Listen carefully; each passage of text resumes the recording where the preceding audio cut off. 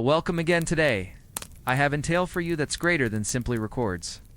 An adventure through time, and tale of kings' mysteries, and a metropolis whose stones nevertheless whisper to the wind. It's about Aksum. It's an area where empires rose below the African solar, where gold and frankincense traveled the historic alternate routes, and where secrets and techniques nevertheless sleep under the earth. In world of electricity, religion, and thriller. And tale that's been waiting for centuries to be instructed. But first I'd love to recognize, where within the world are you listening from proper now? Permit me recognize within the comments below at the side of the time where I'm usually curious to see how a ways this tale travels. Additionally, please assist to grow my channel. Your assist means the sector to me. Please subscribe.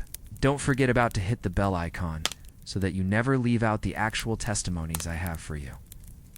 Alright, permits begin. Within the highlands, where the earth meets the sky, and the crimson sea shimmers within the distance like molten silver.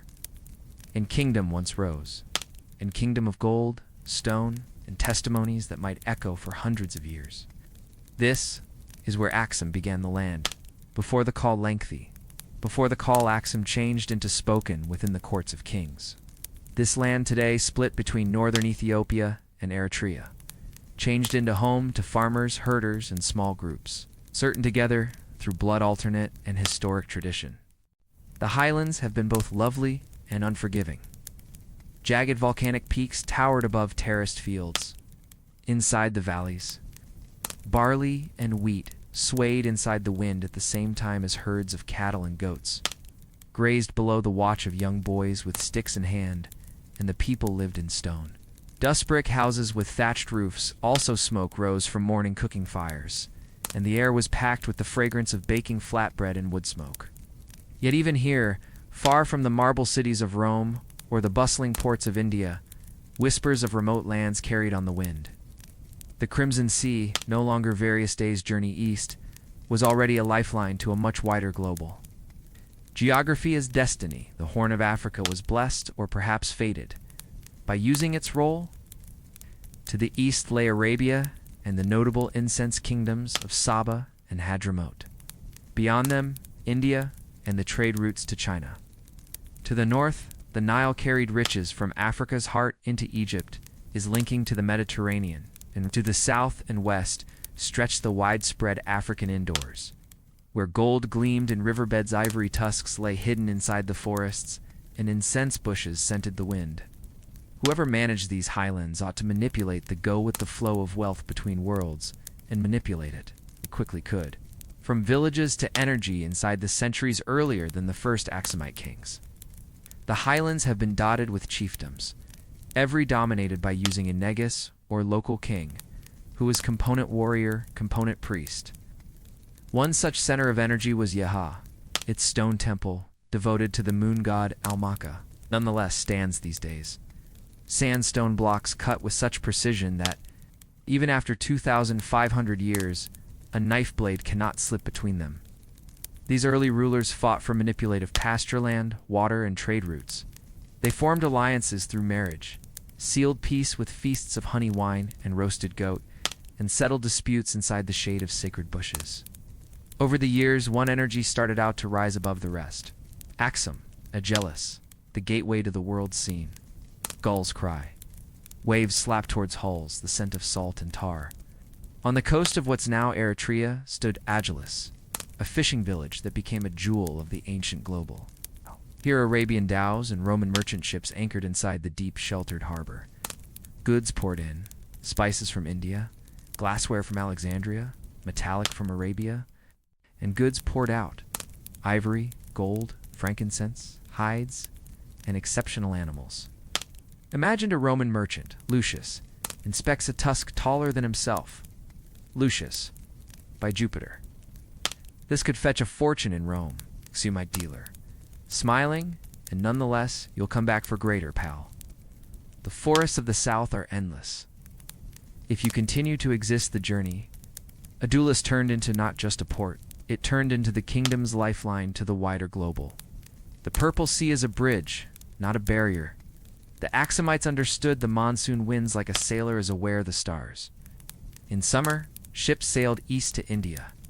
In wintry weather, west to Africa and Arabia. The Periplus of the Erythraean Sea. A Greek navigational textual content from the 1st century praised Obelisks as an important stop for merchants. It referred to Aksum's wealth, its skilled negotiators, and its get entry to 2 items no different country should deliver in such abundance. However, to certainly apprehend this myths and origins, Aksum turned into greater than change in politics. It turned into constructed on stories. One legend tells of Menelik, son of King Solomon and the Queen of Sheba, who brought the Ark of the Covenant from Jerusalem to Ethiopia. The Ark, it is stated, rests nonetheless in Aksum, guarded by clergymen who by no means depart its facet. Every other speaks of the god Maram, ancestor of kings, who gave his selected ruler a spear and protect and commanded him to unite the highlands. Whether or not myth or records, these stories assure the people collectively, giving divine weight to their ruler's claims. The first touch with Arabia and the Nile by the flip of the 1st century CE, Aksum's rulers were already forging ties overseas. Across the Purple Sea, they traded with the incense kingdoms of Arabia. To the north, they dispatched embassies to Meroe, capital of the Kushite country. From Arabia came excellent fabric, silver, and war horses. From Kush came goldsmithing techniques, navy methods, and suggestion for enormous stone constructing. The beginning of a capital is the town of Aksum commenced to take form, streets lined with stone houses, markets humming with interest, and royal compounds in which the Negus king of kings acquired envoys from far-off lands. The first obelisks, or stelae, rose here. Carved from unmarried blocks of granite, they stood as each grave markers and logos of royal authority. Some reached over 20 meters high, their faces decorated with carved windows and doorways to mimic the palaces of the living. Coronation of an king, the people collect within the city's great square. Monks in white robes chant blessings in Ge'ez. The new king stands earlier than a freshly raised obelisk, and bronze spear in one hand, and shield within the other. Excessive priest, Maram's blood flows on your veins. Rule with justice, and your call will stand as long as this stone. Drums, thunder, the gang shouts, the king's call. In that second, the kingdom of Aksum is no longer in dream. It is in fact. Aksum awakens through the give-up of the 1st century CE. Aksum had grown to be a real electricity. Its trade reached Rome, India, and perhaps even China. Its kings minted their own coins, the first in sub-Saharan Africa, stamped with their names and symbols in Greek. The empire's foundations had been laid. Trade supremacy, divine kingship, and monumental stone architecture. Quickly, it had developed into one of the greatest powers of the ancient global. The sun climbed better, spilling molten gold across the highlands, and as the heat rose, so too did the heartbeat of the city.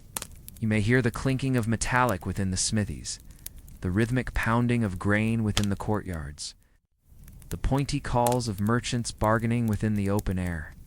This changed into now not yet the mighty empire that destiny centuries might do not forget, changed into the beginning, the fragile yet fierce first steps of an estate that could in the future rule the trade routes between continents. From villages to thrones, Aksum's earliest days have been now not cast in unexpected glory. They have been the made from patient weaving of alliances formed between highland villages, each ruled through its own chief. These chiefs have been men of pride and ambition, however they knew survival required solidarity. The fertile valleys may want to develop teff and barley, sure, however, prosperity changed into born. When items moved, when the bounty of the land found its way into other hands in trade, for treasures from a long way beyond the horizon. The elders pointed out the time earlier than the alliance, when the highlands had been isolated, when trade came in trickles. It changed into best when leaders started sending emissaries to the coast, down the winding roads towards the Crimson Sea, that the first great transformation started. Aksum, the various 4 exceptional powers with the aid of the 3rd century CE. Aksum was identified along Rome, Persia, and China as one of the exceptional powers of the recognized international. This was not an empty title. Gold Aksumite cash, stamped with the profile of the king and inscriptions in Greek, traveled a ways past Africa's beaches. Greek was the language of international relations and trade. However, at the opposite aspect of many cash. The historical GS script quietly proclaimed the kingdom's personal identity. The emperors of Rome dispatched envoys to Aksum in Constantinople. Aksumite ambassadors were received with honor, bringing with them items of ivory and frankincense. In flip, Byzantine silks and craftsmen discovered their manner to Aksumite courts. This diplomatic dance bolstered in simple truth. Aksum turned into no longer in peripheral state. It turned into an essential pillar of the ancient global order. The gold of kings, the Aksumites were masters of coinage. Their gold coins were no longer simply foreign money. They were political messages in metal. On one aspect, the king's face radiated authority. On the other, symbols of the gods, or the crescent disc motif, representing Marum, the moon deity, parent of kings. Aksum turned into the first African country to mint its own foreign money. An ambitious announcement of sovereignty and balance. The faith of the ancestors earlier than the Christian go might upward push over Aksum. The kingdom's human beings followed the antique gods. Temples stood in sacred groves, their altars wealthy with offerings of milk, honey, and incense. The god Marum turned into worship because the divine father of kings. While different spirits guarded rivers, forests, and mountains, faith right here turned into no longer remote. It turned into part of the land itself. Aksum's monks sought to read the flight of birds, interpret the whispers of the wind, and determine the most auspicious days for conflict or planting. Life in the Golden Age, daily life in Aksum during its peak, was a blend of tradition and cosmopolitan influence. Farmers in the countryside cultivated teff, barley, and wheat, while herders drove cattle across the highlands. In the cities, craftsmen shaped gold into delicate jewelry. Potters baked smooth clay vessels, and scribes recorded trade agreements in both Greek and Ge'ez. There, in dusty port settlements like Agilis, Aksumite investors met men from across the waves. Arabs from Yemen, sailors from India, merchants from lands as a long way away as Rome. What they saw changed into intoxicating spices that perfumed the air with sweetness. Textiles dyed in not possible colorings, glassware that stuck the daylight like liquid fire, and gold. Always gold. Gold from the African interior, passing through the hands of fellows who knew its well worth a long way beyond its weight. The lifeblood of trade, the Crimson Sea, changed into the artery of Aksum's coronary heart. However, the Indian Ocean changed into its soul. Imagine the cells, a few triangular, few square, billowing in opposition to the monsoon winds, sporting ships between Africa and Asia in consistent seasonal rhythms. The people of Aksum discovered those rhythms well, timing their caravans to meet the arrivals and departures at port. That changed into now. Not just items they traded, changed into testimonies, thoughts, and technologies. Within the crowded markets of Agilis, an Aksumite merchant might hear tales of battle between Parthia and Rome, or about new ship designs from Gujarat. A young boy going for walks between the stalls might brush shoulders with an Azaler whose homeland lay beyond the equator. In these encounters, the Aksumites won more than wealth, they won the worldview of an empire. The whisper of myths long earlier than Aksum's call changed into foreign chronicles. Its people already carried with them an mythology that certain them collectively. Around crackling night fires, elders pointed out Makeda, the queen of Sheba, how she journeyed north to meet King Solomon, how their union delivered forth a royal bloodline destined to rule with knowledge and may. These testimonies have been now not just leisure, they have been the invisible thread, linking the people to an appeal of divine future. Every other story advised of spirits within the mountains, guardians, who included the land from invaders, whispering warnings to shepherds within the wind. Whether or not these have been folklore or echoes of forgotten gods, they shaped the Aksumite identification and perception that their land changed into selected, blessed, and supposed for greatness. First touch across the water's history records Aksum's first tremendous foreign exchanges with great worlds. The civilizations along the Nile and the kingdoms of Arabia. The Nile connection came through Nubia and Meroe, where Aksumite investors delivered ivory and hides, returning with iron tools and crafted embellishes. Across the Crimson Sea, within the rugged mountains of Yemen, the Sabians have been already master investors and developers. Incense caravans well known from Africa to Mesopotamia, A few historians consider that Aksum's earliest rulers borrowed closely from Sabaean architecture and script, adapting them into something uniquely their own. Archaeological digs in contemporary day Yaha, as an instance, have exposed tall stone temples with exactly cut blocks, serially just like those in Yemen. The inscriptions, too, bear traces of South Arabian have an effect on, suggesting that earlier than Aksum was an empire. It was already a part of a cultural change older than its very own kings. The seeds of strength Aksum's rise was no longer unintentional, it was engineered. The early kings understood that controlling trade was no longer just about wealth, it was about leverage. To ensure dominance, they fortified caravan routes, secured water assets, and set up way stations for travelers. They welcomed professional artisans from abroad, presenting them safe haven and patronage in change for his or her abilities. Over the years, small settlements converted into bustling city centers. Markets grew permanent. Streets widened. Garage pits have become warehouses. And within the hills, royal courts started out to form no longer in grand palaces, but in complexes that hinted at the approaching age of huge structure. The real turning factor, got here when the chiefs started out minting coins small, round, and marked with symbols of authority. Those coins, modeled after Roman denarii, but stamped with local insignia. Introduced to the sector that Aksum was no longer a nameless buying and selling accomplice. It was a sovereign strength. Coinage did greater than facilitate trade, it carried the picture of the ruler some distance past the city walls. A merchant in Alexandria may never visit Aksum, but if he held an Aksumite coin in his palm, he knew the name of its king. Within the ancient international, that was a form of immortality. A city awakens through the near of this formative length. Aksum was no longer just a cluster of settlements. It was a capital. The hills surrounding it had been dotted with farms feeding its developing populace. Roads radiated outward, like spokes on a wheel, connecting the coronary heart of the kingdom to its extremities. Within the markets, foreign investors rubbed elbows with locals. And the palace courts started out to hum with advisors, scribes, and emissaries. But, for all its progress, the proper golden age of Aksum still lay in advance. The obelisks had no longer but pierced the sky. The grand conquests had no longer but started, and the religion that might for all time exchange its future had but to arrive. But the foundations had been there within the people's self-belief, within the comfy manage of trade, within the quiet perception that they had been constructing something that might final for hundreds of years. The Kingdom of Aksum was stirring, stretching, and making ready to say its area in records. The winds from the purple sea carried the scent of salt and spice into the highlands, whispering of ships on the horizon and caravans on the flow. In some place within the coronary heart of the capital, a younger prince may have stood on a hillside, looking in the direction of that horizon, dreaming of an empire but to return. But for all its trade routes and glittering markets, Aksum was no longer truly a crossroads of products.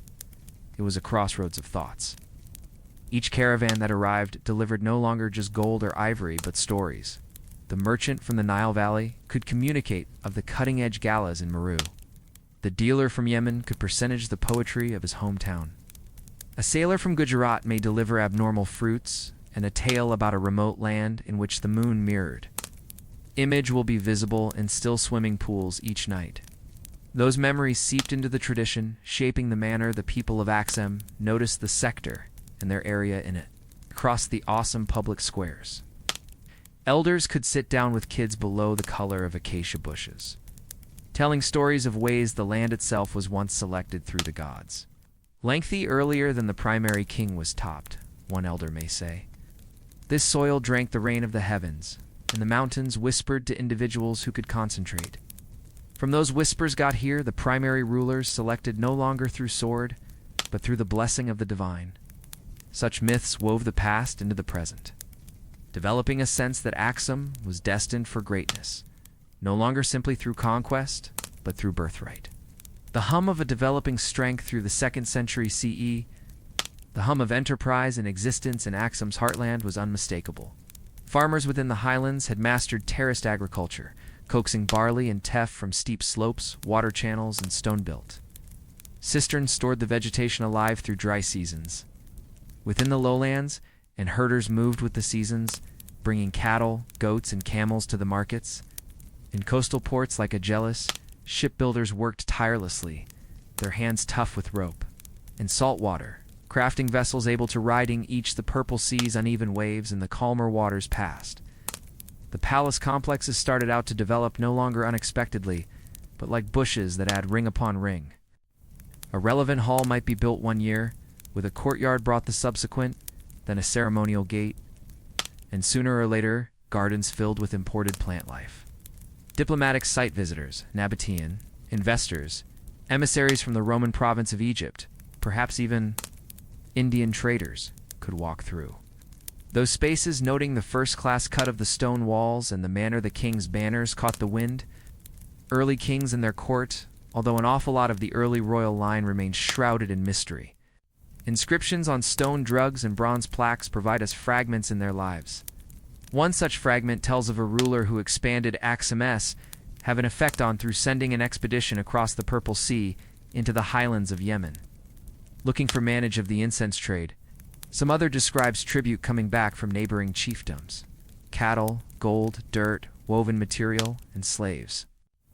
Those rulers had been no longer mere warlords, understood that strength was no longer simplest received on the battlefield, but also maintained within the marketplace and the council hall. The court existence was a delicate stability of culture and innovation. Advisors debated trade rules even as scribes recorded the appearance of foreign envoys. Clergymen performed rituals to honor the old gods, whilst whispers of new faith started out to circulate. The royal shield, clad in armor of leather and bronze, stood watch no longer just over the king but over the steadiness of the area. First contact with the Nile in Arabia, one of the earliest diplomatic breakthroughs, got here within the form of contact with the Nile civilizations. Even as Egypt had lengthy been a dominant strength within the vicinity through Aksum's rise. Its may was tempered through transferring politics and the presence of Roman governors. Still, the cultural change was wealthy. Egyptian artisans may tour south, bringing strategies for stone carving or metallurgy, even as Aksumite investors returned north with special items and memories in their lush hometown. Across the Purple Sea, Aksum's ties to Arabia had been deepening. In Yemen, kingdoms like Saba and Himyar had been each rivals and partners. Also the incense trade. Frankincense and myrrh, prized for spiritual rituals and temples from Rome to India, flowed through those ports. And Aksum positioned itself as a critical hyperlink within the chain. The crossing from Obelisks to the Yemeni coast will be risky, with unpredictable winds and the steady threat of piracy. But for individuals who succeeded, the income had been great. The archaeological footprint, an awful lot of what we recognize about this era comes from the earth itself. Within the ruins of ancient Aksum, archaeologists have exposed fragments of pottery that once held wine from the Levant, amphorae stamped with Roman seals and beads manufactured from carnelian from India. Every artifact is a breadcrumb pointing to the large internet of connections the empire was already weaving in its infancy. The steely fields, although better recognized in later centuries, had their foundations in this early generation. Smaller monoliths carved with difficult geometric designs marked the resting places of nobles and rulers. They had been symbols of permanence, supposed to outlive the transferring tides of politics. To stroll amongst them, then, could have been to stroll among the ancestors themselves. Every stone a silent sentinel looking over the dwelling. A society on the brink of greatness through the near of this formative length. Aksum had already set up itself as greater than a group of towns and markets. It was a network of people, of trade, of thoughts, stretching from the African highlands to the Arabian coast, from the Nile to the some distance edges of the Indian Ocean trade. The kings understood their function well. They stood at the coronary heart of a developing international, a place in which caravans met ships, in which mountains met sea, and in which the old gods met the whispers of new ones. But for all its early achievements, the empire was still younger. The roads it built could bring wealth and tradition, but also armies. The ports it controlled could welcome trade, but also invaders. And within the heritage forces past its manage, changing climates, transferring political alliances, the rise and fall of remote empires, had been already transferring, just like the gradual pull of tides that might in the future form its future. For now, although Aksum's superstar was rising, and within the markets of Agilis, within the highland terraces, within the shadow of the primary stele, the people could sense it. They had been dwelling within the sunrise of a golden empire. And that is where the tale takes a captivating turn, the age of growth and energy. The primary mild of dawn crept over the rugged hills of northern Ethiopia, bathing the historical city of Aksum in a honey gold. From the palace steps, one should see the mist slowly lifting from the valley ground, revealing neat rows of terraced farms.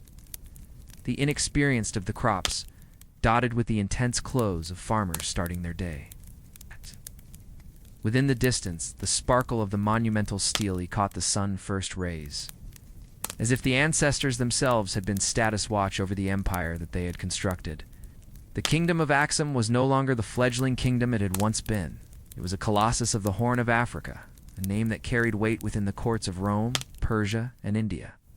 The transformation from a confederation of local chiefdoms to a robust empire had not been overnight.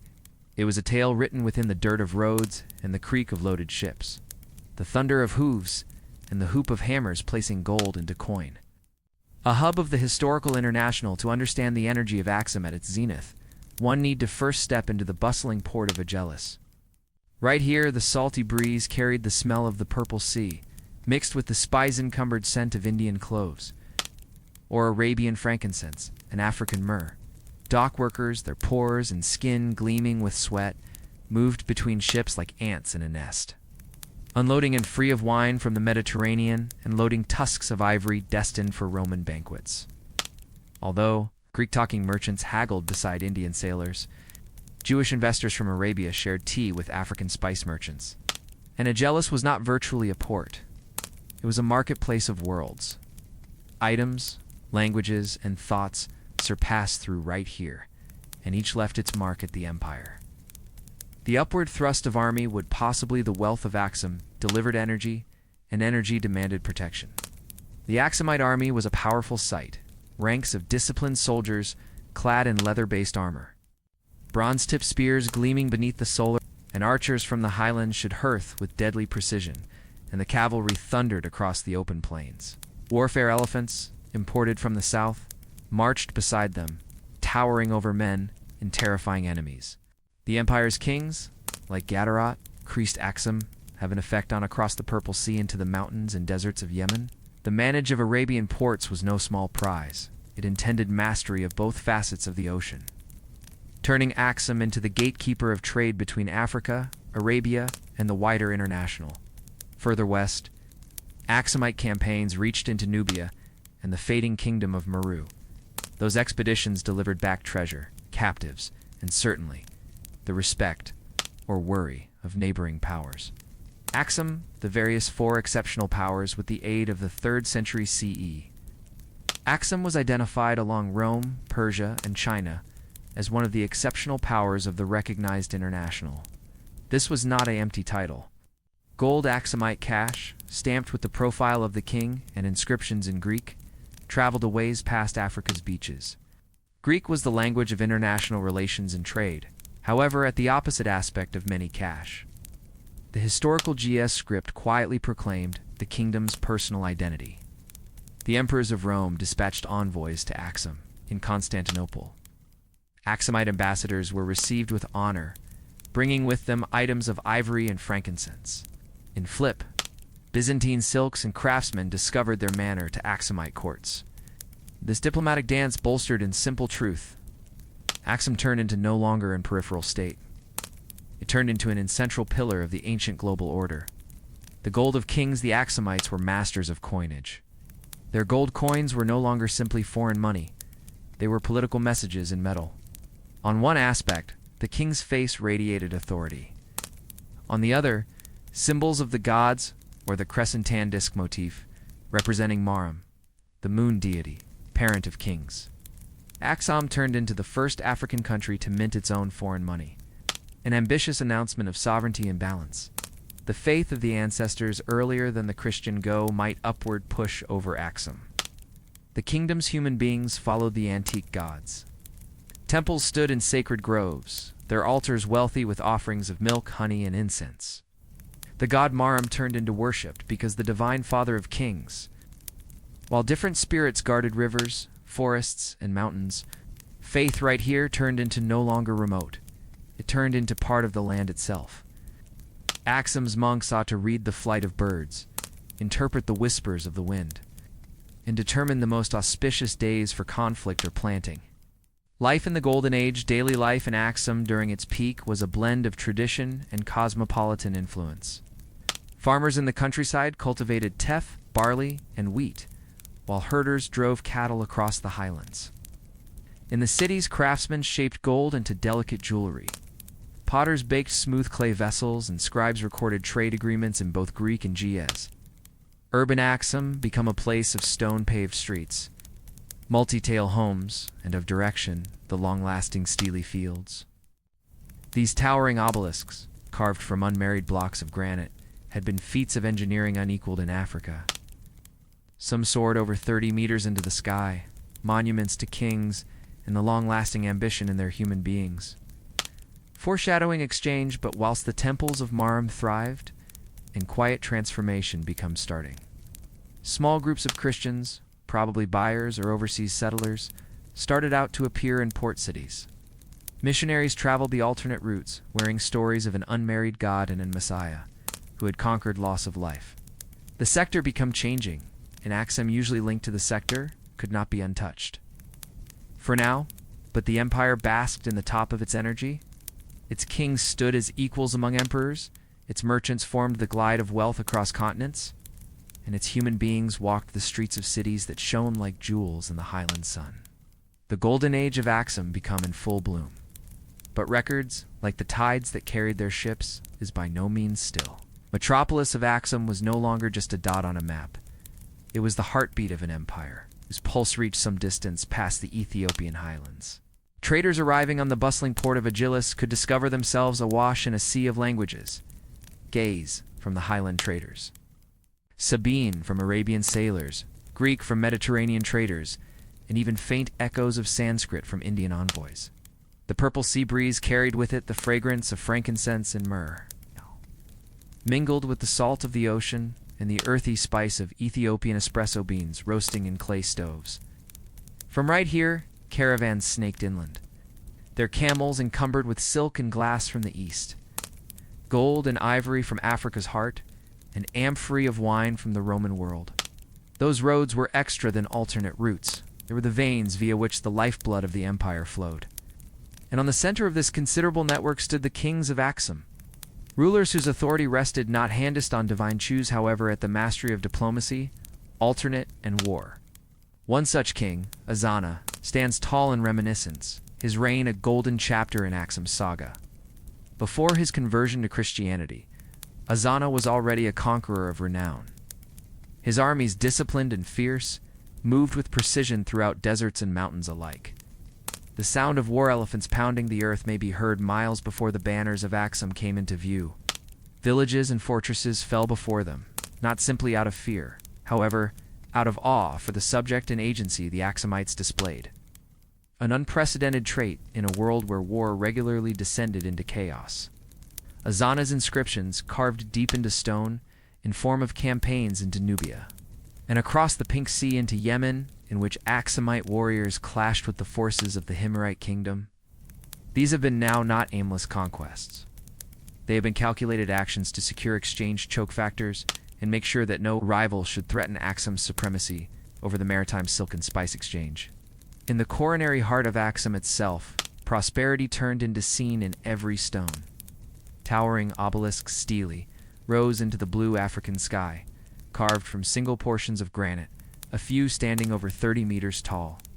These have been now not mere markers of graves, have been declarations of permanence, whispers to the future that Aksum turned into here, and it mattered. Their surfaces bore problematic carvings, doorways, windows, symbolic designs that imitated the royal palaces of the residing, as though to mention that even in loss of life, the nobility could preserve to live in grandeur. Urban existence reflected this wealth. Streets have been paved, Houses have been constructed with large stone foundations and market squares. Thrived with chatter and the rhythmic clinking of coins, those famous Aksumite coins that bore both the face of the king and logos of divine strength. To start with, struck in gold, silver, and bronze with Greek inscriptions, they proclaimed Aksum's area as a cosmopolitan empire. Speaking the language of exchange understood from Alexandria to India, but prosperity also bred complexity.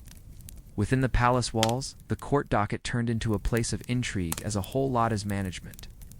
Diplomats from the Roman Empire introduced presents and messages of alliance, but also carried the whispers of politics from Constantinople.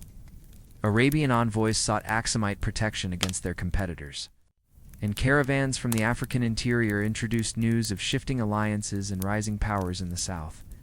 The kings of Aksum, seated on gilded thrones, needed to weigh every word, every promise, knowing that the stability of the empire rested as a whole lot on negotiation as on the sword. Faith, too, turned into at crossroads. The ancient gods of Aksum nonetheless acquired offerings in sacred groves and temples. Maram, the moon god and divine protector of kings. Bahur, the god of the oceans, and others whose names are now misplaced to time. Yet Christianity turned into no longer an obscure religion whispered amongst some traders. It turned into developing, carried by buyers from Egypt, by missionaries from across the Pink Sea, and by the political winds shifting in the Mediterranean world. Soon, one man's decision, King Ozana S, could redefine the religious identity of the empire for all time. For now, although Aksum stood unequaled, an African superpower identified by Rome itself as one of the great kingdoms of the known world. Its ships sailed as aways as Ceylon. Its warriors marched underneath the burning solar of Arabia. Its wealth glittered in the markets of the Mediterranean. And from the highlands, the metropolis of Aksum gazed outward with confidence, positive that its strength could remain for hundreds of years.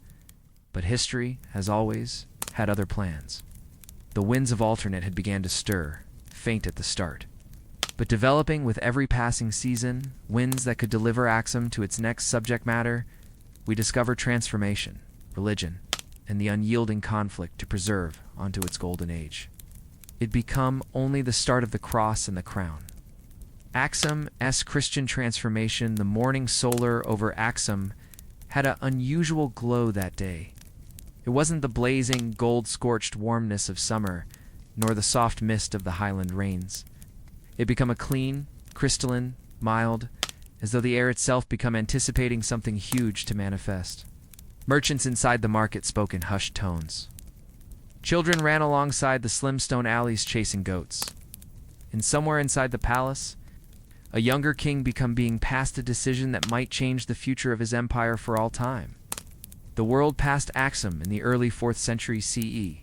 The world was shifting on its religious axis. To the north, Rome had just executed the unthinkable. Emperor Constantine, once a worshipper of the vintage gods, had embraced the atypical new faith referred to as Christianity. Throughout the Mediterranean, churches rose wherein temples once stood, and the Roman eagle now flew alongside the signal of the move.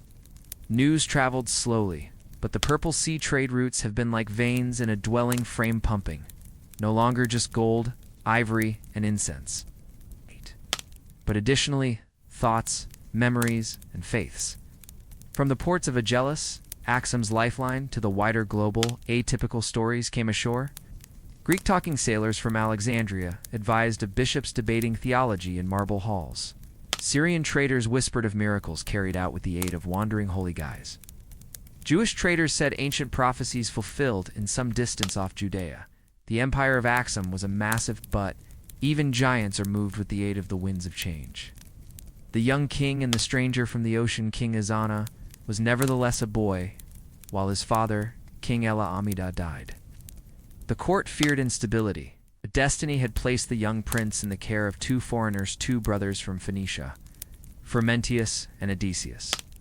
Years in advance, their deliverer had been blown off course and attacked alongside the Eritrean coast.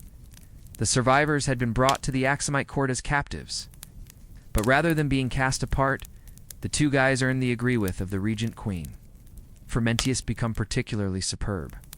Tall, thoughtful, and fluent in several languages, he fast noticed that Aksum become no provincial backwater. He delivered the young Azana to Greek philosophy, Mediterranean politics, and quietly, the memories of Jesus of Nazareth. Underneath his guidance, Azana grew right into a curious and assured ruler. Some inside the courtroom murmured uneasily, "Why need to the inheritor to the throne be so close to a foreigner who worshipped an god unknown to their ancestors?" However, Frumentius never preached overtly. Rather, he sowed seeds inside the young king, thought seeds, that might take root in methods no person ought to have predicted. The choice to embrace the move by the point Azana took complete control of the throne, Aksum become at the height of its energy. Its armies ought to march into Nubia, its fleets ought to patrol the Purple Sea, and its trade caravans reach deep into Africa's interior. Yet Azana sensed something lacking. The empire become united in wealth and energy. However, spiritually, it become a patchwork moon god worshippers. Solar cultists, Jewish groups, and small, however developing Christian enclaves in port cities. Azana personal turning factor got here, in step with way of life, after an army campaign in Nubia. Effective, however, shaken by using the bloodshed, the young king is stated to have prayed not to Merom, the struggle god of his ancestors, however, to the god of Frumentius. Quickly after, he summoned his dependent on marketing consultant. "Frumentius," he stated, "educate me not just the phrases of your religion, however the coronary heart of it." Frumentius knew the gravity of that second. In secret, he started instructing Azana in Christian doctrine, reading from manuscripts he had added from Alexandria. Eventually, Azana sent Frumentius back to Egypt to our looking for authentic recognition from the Patriarch of Alexandria. The Patriarch, seeing the possibility to carry an amazing state into the Christian global, consecrated Frumentius as Bishop of Aksum the first in records. The day Aksum changed all the time, whilst Frumentius lower back. He carried with him greater than spiritual authority. He added in vision of Aksum as the first super African state to formally embrace Christianity. The announcement got here at some stage in an SOP meeting in Aksum's royal square. Nobles in bright silk robes, warriors with spears sparkling inside the solar, and clergymen of the vintage gods all accrued to hear the king talk. Status underneath the towering obelisks of his ancestors, Azana proclaimed, "From at the moment forth, and my residence shall serve the Lord of heaven and earth. The temples of idols shall give way to the houses of the residing God. Allow the move upward thrust in which the solar and moon once reigned." It became an ambitious and threatening announcement. Some clergymen stormed away in anger. Others fell silent, sensing the will of the king could not be undone. A brand new town of religion almost in a single day, the town started to trade. In which incense once burned in honor of Merom, it now rose in Christian liturgy. The first huge churches were constructed stone basilicas that borrowed the rectangular, columned style of Roman architecture, however infused with Aksumite artistry. Carved crosses replaced solar discs, and biblical scenes started acting on coins and royal seals. The skyline shifted. Alongside the ancient obelisks stood the soaring partitions of recent churches. Their stone blocks equipped so precisely you could not slip a knife among them. Gold from the treasury funded the ornament of altars. While artisans found out to carve saints and angels alongside lions and ibexes, faith and international relations, Azana's conversion was just a religious act. It became a masterstroke of international relations by means of aligning with the Christian Byzantine Empire. Aksum secured no longer best political alliances, but also favored exchange with the richest markets within the Mediterranean. Envoys from Constantinople arrived, bearing items, exceptional silks, jeweled chalices, and icons painted in sparkling colors. Aksum also have become a shelter for Christians, fleeing persecution. In one well-known episode, Azana dispatched aid across the Crimson Sea to guard Christian groups in Arabia beneath risks from pagan rulers. This act earned Aksum an popularity as each an religious and political protector within the place. Existence and in Christian empire, everyday existence also converted. Christian galas marked the seasons. The Sabbath rest became found on Sunday, and Lent brought new rhythms of fasting and feasting. Monasteries sprang up, no longer best as places of prayer, but also as schools, scriptoria, and facilities of international relations. Monks copied scripture in Ge'ez, making sure that the Christian faith might take deep root within the Aksumite language. Justice, too, took on a new tone. While historic law were harsh and retributive, Ezana's decrees started out incorporating Christian ideas of mercy and charity. Orphans and widows located new safety beneath the law, and public works such as wells and roads were sponsored as acts of piety. Resistance and integration, the transformation wasn't without resistance. A few rural areas clung to their ancestral gods for generations.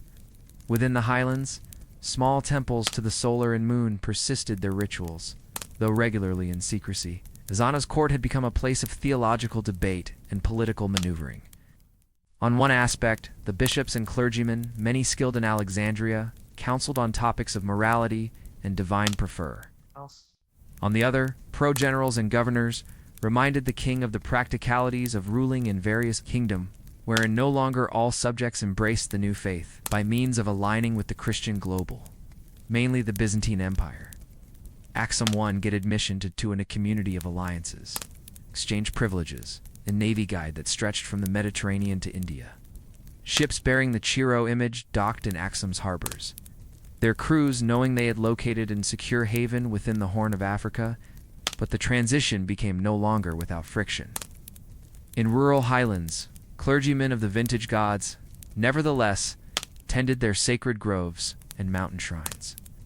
The Temple of Maram, the historic struggle god, stood quiet, its bronze altar bloodless. Tales whispered that a few clergymen cursed the metropolis from afar, blaming droughts or negative harvests on the abandonment of the vintage approaches. Sana, though firm in his convictions, issued decrees urging non-violent coexistence, at least for a time. Nevertheless, the architectural transformation became undeniable. The obelisks that aftermarked royal tombs now stood beside towering churches. The grandest of those became the Church of Our Female Mary of Zion, said to be constructed on the very website of the vintage palace grounds. Its timber doorways were inlaid with bronze, depicting no longer the conquests of kings, but the miracles of Christ. Pilgrims from along way-flung corners of the kingdom made the journey to peer it, kneeling before its altar as sunlight poured via slender, high-set home windows. Within the homes of merchants, small stone crosses started out to replace family idols. The language of exchange agreements started out with benefits invoking the Christian God. Even court musicians composed new hymns, blending the conventional rhythms of Aksum with chants learned from Coptic choirs. But Christianity did now not erase Aksum's heritage. It tailored it. Fairs timed with the lunar calendar remained, but their interpretations shifted.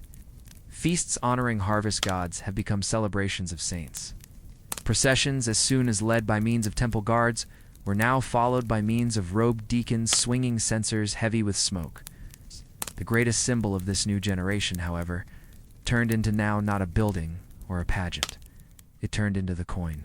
Zana ordered the minting of new gold and silver forex, bearing the signal of the cross. For the primary time in history, the Christian cross appeared at the forex of any state, a long time before many EU kingdoms could observe. Each coin turned into both a political assertion and a sermon in metal. Aksum had located its trust in Christ, and that message could journey any place its merchants went. Inside the coastal port of Obelisks, overseas sailors marveled on the change. A Syrian captain recorded in his journal that the people of Aksum speak with the fervor of converts, and alternate with the fairness of people who agree with they may be seen by means of their God in every deal. The recognition for simply rule and ethical alternate best strengthened. The Dominion's role as the commercial heart of the Red Sea, on the equal time, monasteries began to upward push on hilltops and islands, becoming now not best facilities of prayer, but also of scholarship. Right here, scribes copied spiritual texts in Ge'ez, ensuring that Christian doctrine took root inside the nearby tongue. Those monasteries educated the priests who could deliver the faith into the furthest valleys and deserts of the area. But inside the corridors of power, Ezana and his council knew that faith on my own could not hold the Dominion collectively. Alternate international relations. And the military remained the pillars of Aksum's influence. The cross had virtually become the emblem that united them. By means of the quit of Ezana's reign, Aksum turned into no longer only a country of gold and obelisks.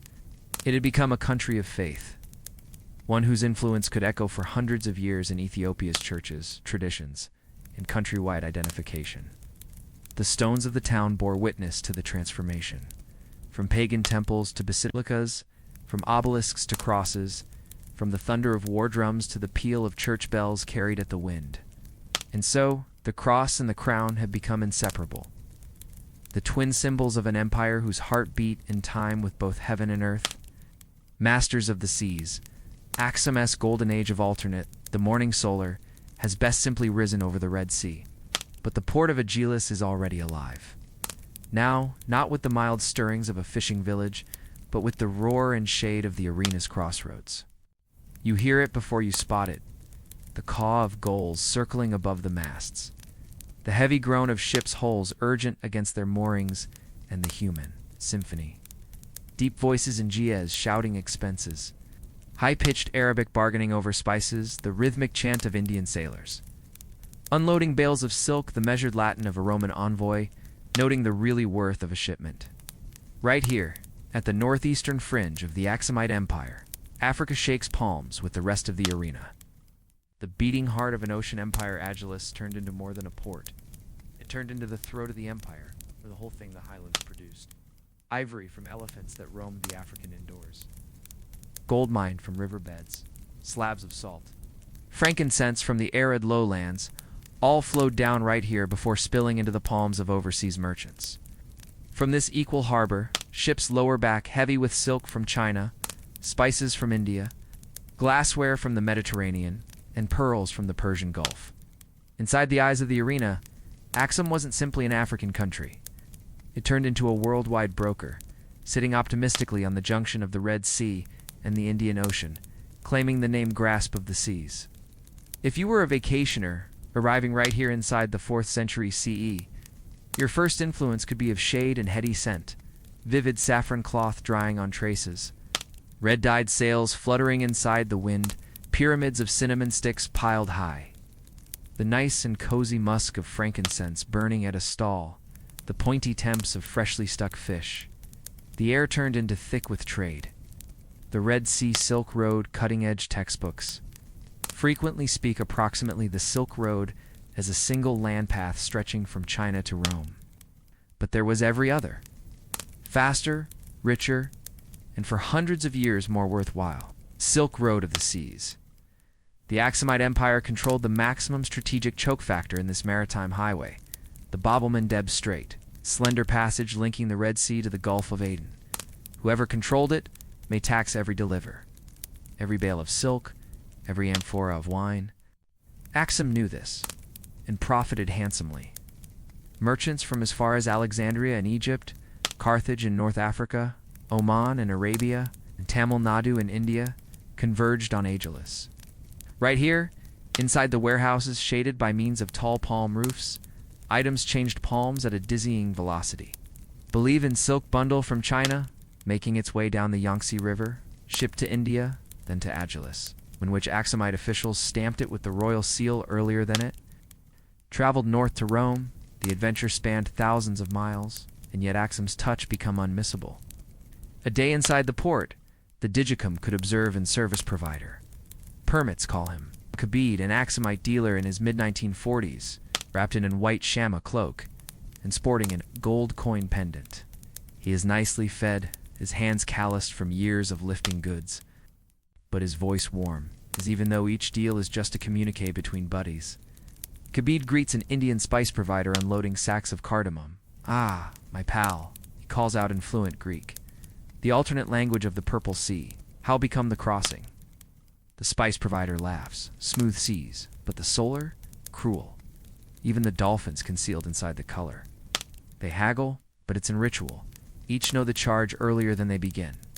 And small crowd gathers, other traders listening because expenses right here in Obelisks ripple across markets from Persia to Alexandria. And boy runs beyond sporting a scroll of parchment, possibly an order for glass goblets from the Roman governor of Egypt. At the back of him, an African elephant, shackled and towering. Trumpets in protest as sailors prepare to load it onto an aliver bound for the courts of India. in which such animals are royal presence, naval energy, and the Aksumite fleet. But Obelisks wasn't simply a place of alternate, it'd become a place of energy. The Empire's military, sleek, slender warships with lateen sails patrolled the waters, making sure that Aksum's flag commanded respect. These have been no longer mere buying and selling vessels. They carried archers, iron-tipped ballistae, in sufficient pace to chase down pirates or implement tolls, while Aksum decided to invade Himyar in cutting-edge Yemen, or guard Christian pilgrims touring to Jerusalem. These ships have become the Empire's spear, the ocean become as lots and battlefield as any land, and Aksum's mastery of it become unrivaled in Africa. The wealth of kings, the income from this maritime empire, poured into Aksum's highland capital. King Azana and his successors minted coins from gold so natural it gleamed like polished daylight. These coins have been extra than foreign money. They have been messages, stamped with the king's face, inscriptions in Ge'ez and Greek. And after Azana's conversion, the Christian go. Aksum become one of the few historical African civilizations to provide its very own coins in gold, silver, and bronze. And signal no longer best of wealth, but of confidence. Roman traders knew the Aksumite foreign money and trusted it. Cultural exchange alternate delivered extra than goods. It delivered thoughts. An Obelisks sailor from Sri Lanka ought to eat bread baked by an Egyptian by a gown dyed in Tyrian crimson from an Elevantan dealer, and concentrate to musicians playing the Qur'an traditional. Aksumite lyre and rhythms borrowed from Arabian dances. Languages mingled like spices in a pot. Ge'ez, Greek, Latin, Arabic, Sanskrit. Religious debates passed off between Jewish traders, Christian monks, and Zoroastrian travelers from Persia. In each nighttime, while the port quieted, the celebrities above the Purple Sea shone on an SIE that become each African and worldwide. Historical and cutting-edge rooted inside the highlands, but all the time trying to the ocean, foreshadowing the autumn, but wealth breeds dependency. By the overdue 6th century, Aksum relied heavily on controlling these sea routes. If anything disrupted them, and shift in alternate winds, the upward push of new opponents. Political instability in remote empires. Aksum's lifeline ought to choke. No one inside the bustling streets of Obelisks knew it yet, but forces beyond the horizon. New powers rising in Arabia, changes in worldwide alternate, could quickly task Aksum's dominance. For now, even though under the golden solar of its best age, the empire stood as Africa's undisputed maritime massive, masters of the seas, the overseas traders who came to Obelisks often observed. Aksum with an awe, typically reserved for the best cities of the historical global. To them, it become no longer just a port, becoming promise. The sort of area in which fortunes will be made and in single deal in which a handful of ivory will be traded for sufficient silk to get dressed, in royal court docket in which spices from India will be exchanged for gold that have been pulled from deep inside the Ethiopian highlands best weeks earlier than. Ships from the south could convey bundles of cinnamon bark wrapped in banana leaves, their sweet fragrance clinging to the sailors' garments. From the north, vessels carried glass cups so thin they regarded like bubbles frozen in time. Made inside the workshops of Alexandria and Antioch, Indian traders, their heads wrapped in shiny turbans, delivered cotton cloth so gentle it felt like touching a cloud. In return, they left with the uncommon treasures of Africa-stitch feathers, leopard skins, and mainly ivory. The ivory that touched the world, Aksumite ivory, become unlike every other. Carved from the tusks of elephants that roamed the savannas and highlands, it become prized in Rome and Persia, and in India for its natural whiteness and ability to keep elaborate carvings. Roman artisans transformed it into earrings, packing containers, knife handles, and statues of gods. Inside the temples of India, Aksumite ivory become labored into the ornate doors of sanctuaries. It become common for a tusk that left Obelisks to travel thousands of miles, passing through the hands of a couple of investors earlier than achieving its very last destination. I've read, however, in no way left Aksum nearby. Artisans created masterpieces, thrones, inlaid with gold, ceremonial staffs for nobles, and spiritual items that could sooner or later undergo Christian symbols.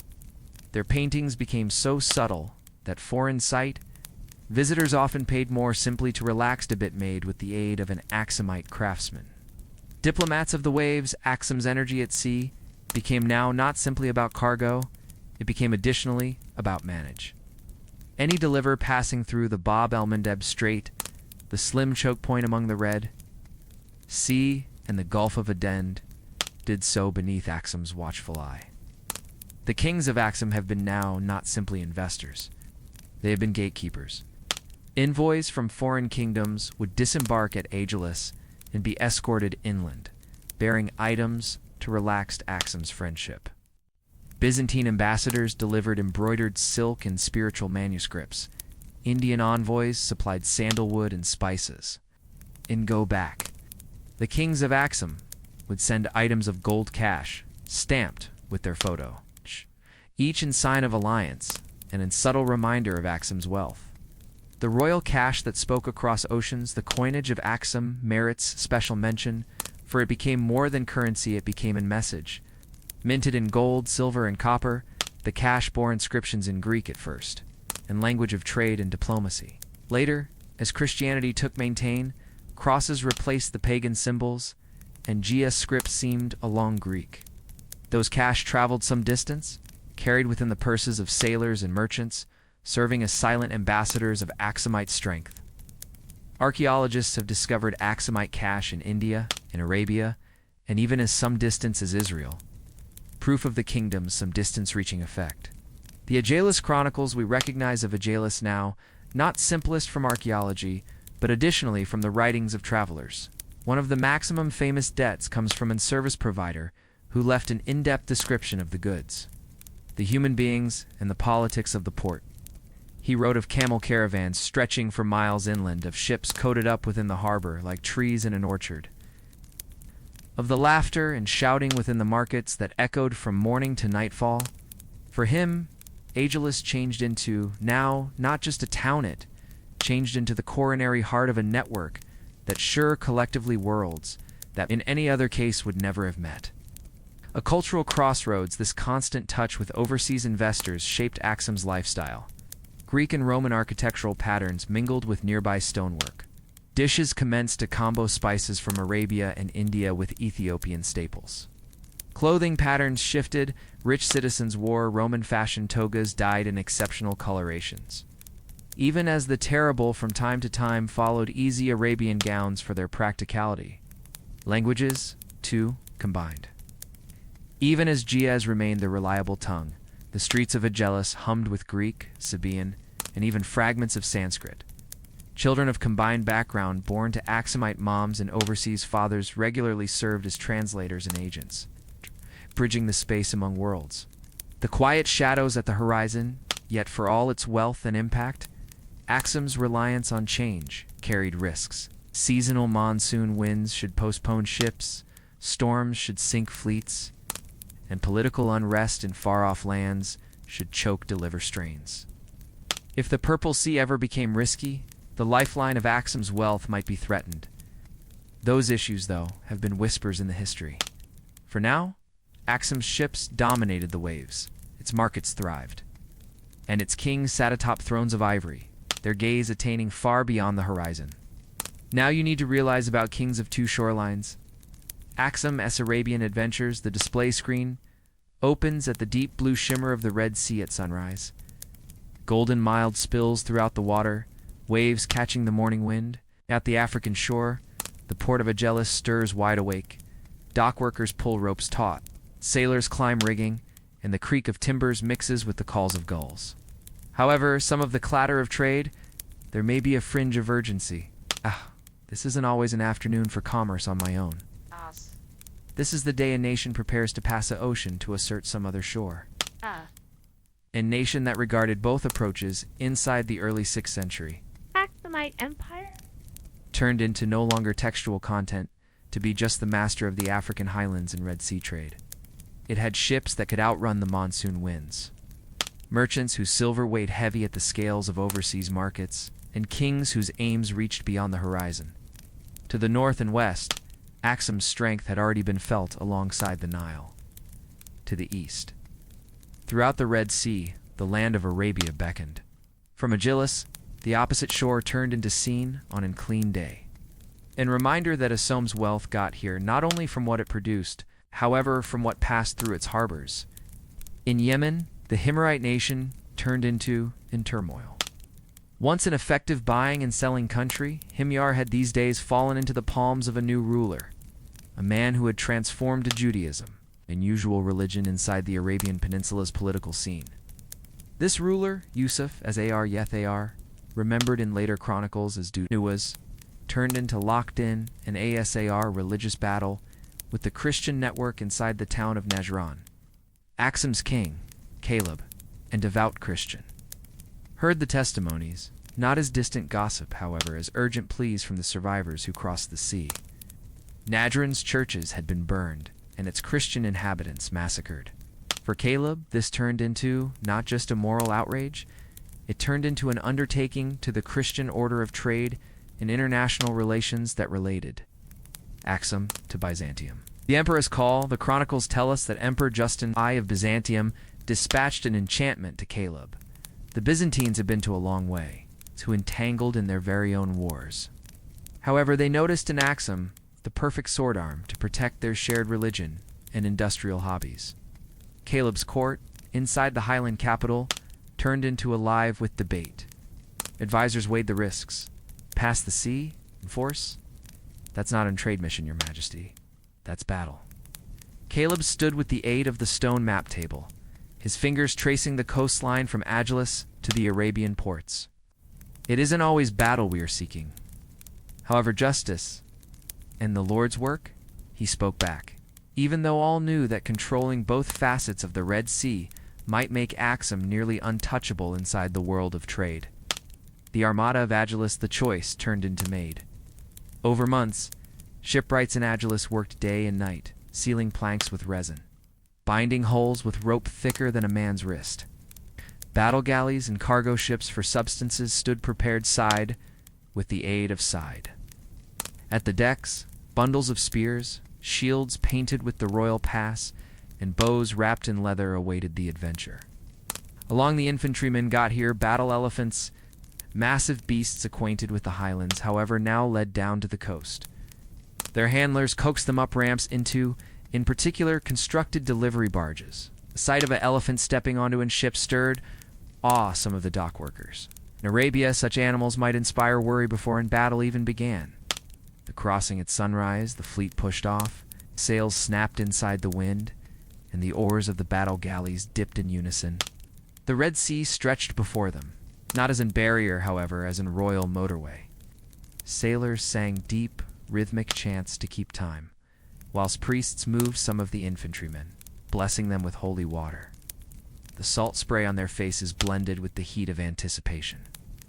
Halfway throughout, the mountains of Arabia rose like a mirage from the sea. The heady scent of overseas spices reached them even before landfall. The conflict in Yemen, Dunuwas, listening to of Aksum's approach, amassed his forces inland. He had no elephants, however his horsemen had been speedy, and his know-how of the terrain unrivaled. Nevertheless, the Aksumite landing turned into quick and decisive. The fleet disgorged wave after wave of troops, shields locking into a wall, because the battle drums echoed up the beaches. The two armies met inside the dry valleys of Yemen. The conflict turned into fierce. Arrows darkened the sky, and the pounding of hooves shook the earth. But the elephants broke the enemy's strains, their tusks sweeping apart guys and spears alike. Dunuwas turned into push to retreat, his forces scattering into the hills. Some chronicles say he turned into finally cornered close to the sea, and, in place of be captured, rode his horse into the waves, disappearing beneath them, and defiant give up for a man who had challenged the best empire of the Red Sea. Abraha, from widespread to king after the victory, Aksum set up a governor to supervise the new Arabian territories. One guy stood out some of the officials, Abraha, a terrific commander who received the loyalty of both Aksumite infantrymen and local Arab tribes. Over time, his aura and navy ability increased him from governor to de facto ruler. Abraha declared himself king of Saba, Himyar, and Hadramaut. And even though he recounted Aksum's authority, he ruled with an independence that made him in legend. Below his management, Yemen's trade flourished again. However, Abraha's aims went beyond politics. commissioned the development of a massive church in Sanon, constructed with marble and treasured wooden, meant to rival the Kaaba in Mecca because the middle of Arabian pilgrimage.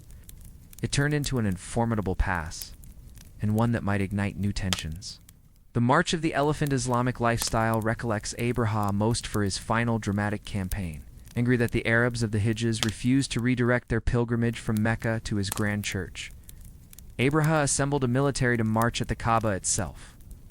At the pinnacle of his forces have been battle elephants, the identical creatures that had terrified Yemeni warriors a long time earlier.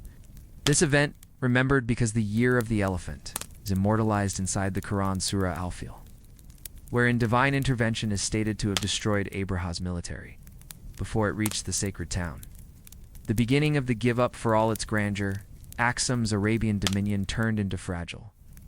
The Persian Sassanids, opponents to Byzantium, noticed a possibility. With local Arab allies, they invaded Yemen, driving out Aksumite authority. With the aid of the late 6th century, Aksum had lost its grip on Arabia, yet the memory of these a long time endured. The time whilst the African empire ruled both shorelines of the Red Sea, whilst its elephants marched through the deserts of Arabia, and whilst its kings have been spoken of inside the identical breath, because the splendid powers of the historic world. The dust over the Yemeni highlands did not settle speedy after Abraham's campaigns. Inside the streets of Sanon, the sound of chisels striking stone echoed day and night as employees carved complicated Christian crosses and stone reliefs into public squares. Markets bustled with an unusual combination of accents. Giez from the Ethiopian highlands, Sfobek from Yemen, and the clipped formal Greek of Byzantine investors. The town had turned out to be in residing testimony to Aksum's ambition. An area where in Africa and Arabia merged not just in trade, however in religion and politics, yet, even in those golden days of control, shadows crept into Aksum's grasp on Arabia. The mountains of Yemen, whilst fertile, have been never absolutely tamed. Tribal leaders, proud and fiercely impartial, bristled on the concept of overseas kings ruling their valleys. Abraham, ever the diplomat and soldier, held their loyalty through a careful stability of generosity and intimidation, dispensing grain and gold in a single hand, and inside the different, maintaining the memory of his army's strength. However, not all disputes can be solved with gifts or parades. Inside the Alongway wasteland, caravans began to disappear. At the start, it appeared the work of bandits. However, quickly rumors unfold. Whispers of Sassanid marketers stirring unrest, supplying rebellious tribes with arms and gold.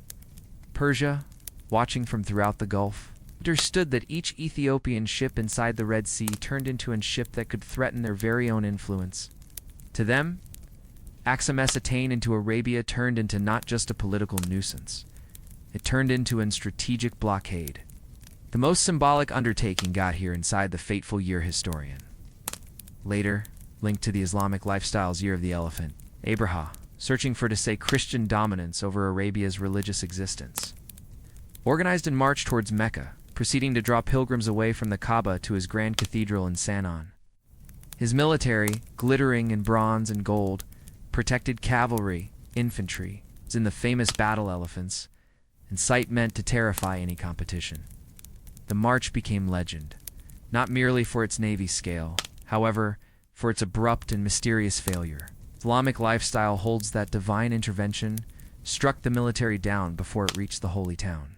Ethiopian chronicles, more pragmatic, speak of disorder breaking out some of the troops. Whatever the reality, the failure marked a turning factor. Aksum's air of secrecy of invincibility began to crack. For several a long time after, Aksumite governors remained in Yemen. However, their role turned into an increasing number of precarious trade, nevertheless flowed, however more cautiously. Local rulers became bolder, negotiating immediately with Persia or gambling the two empires against every different.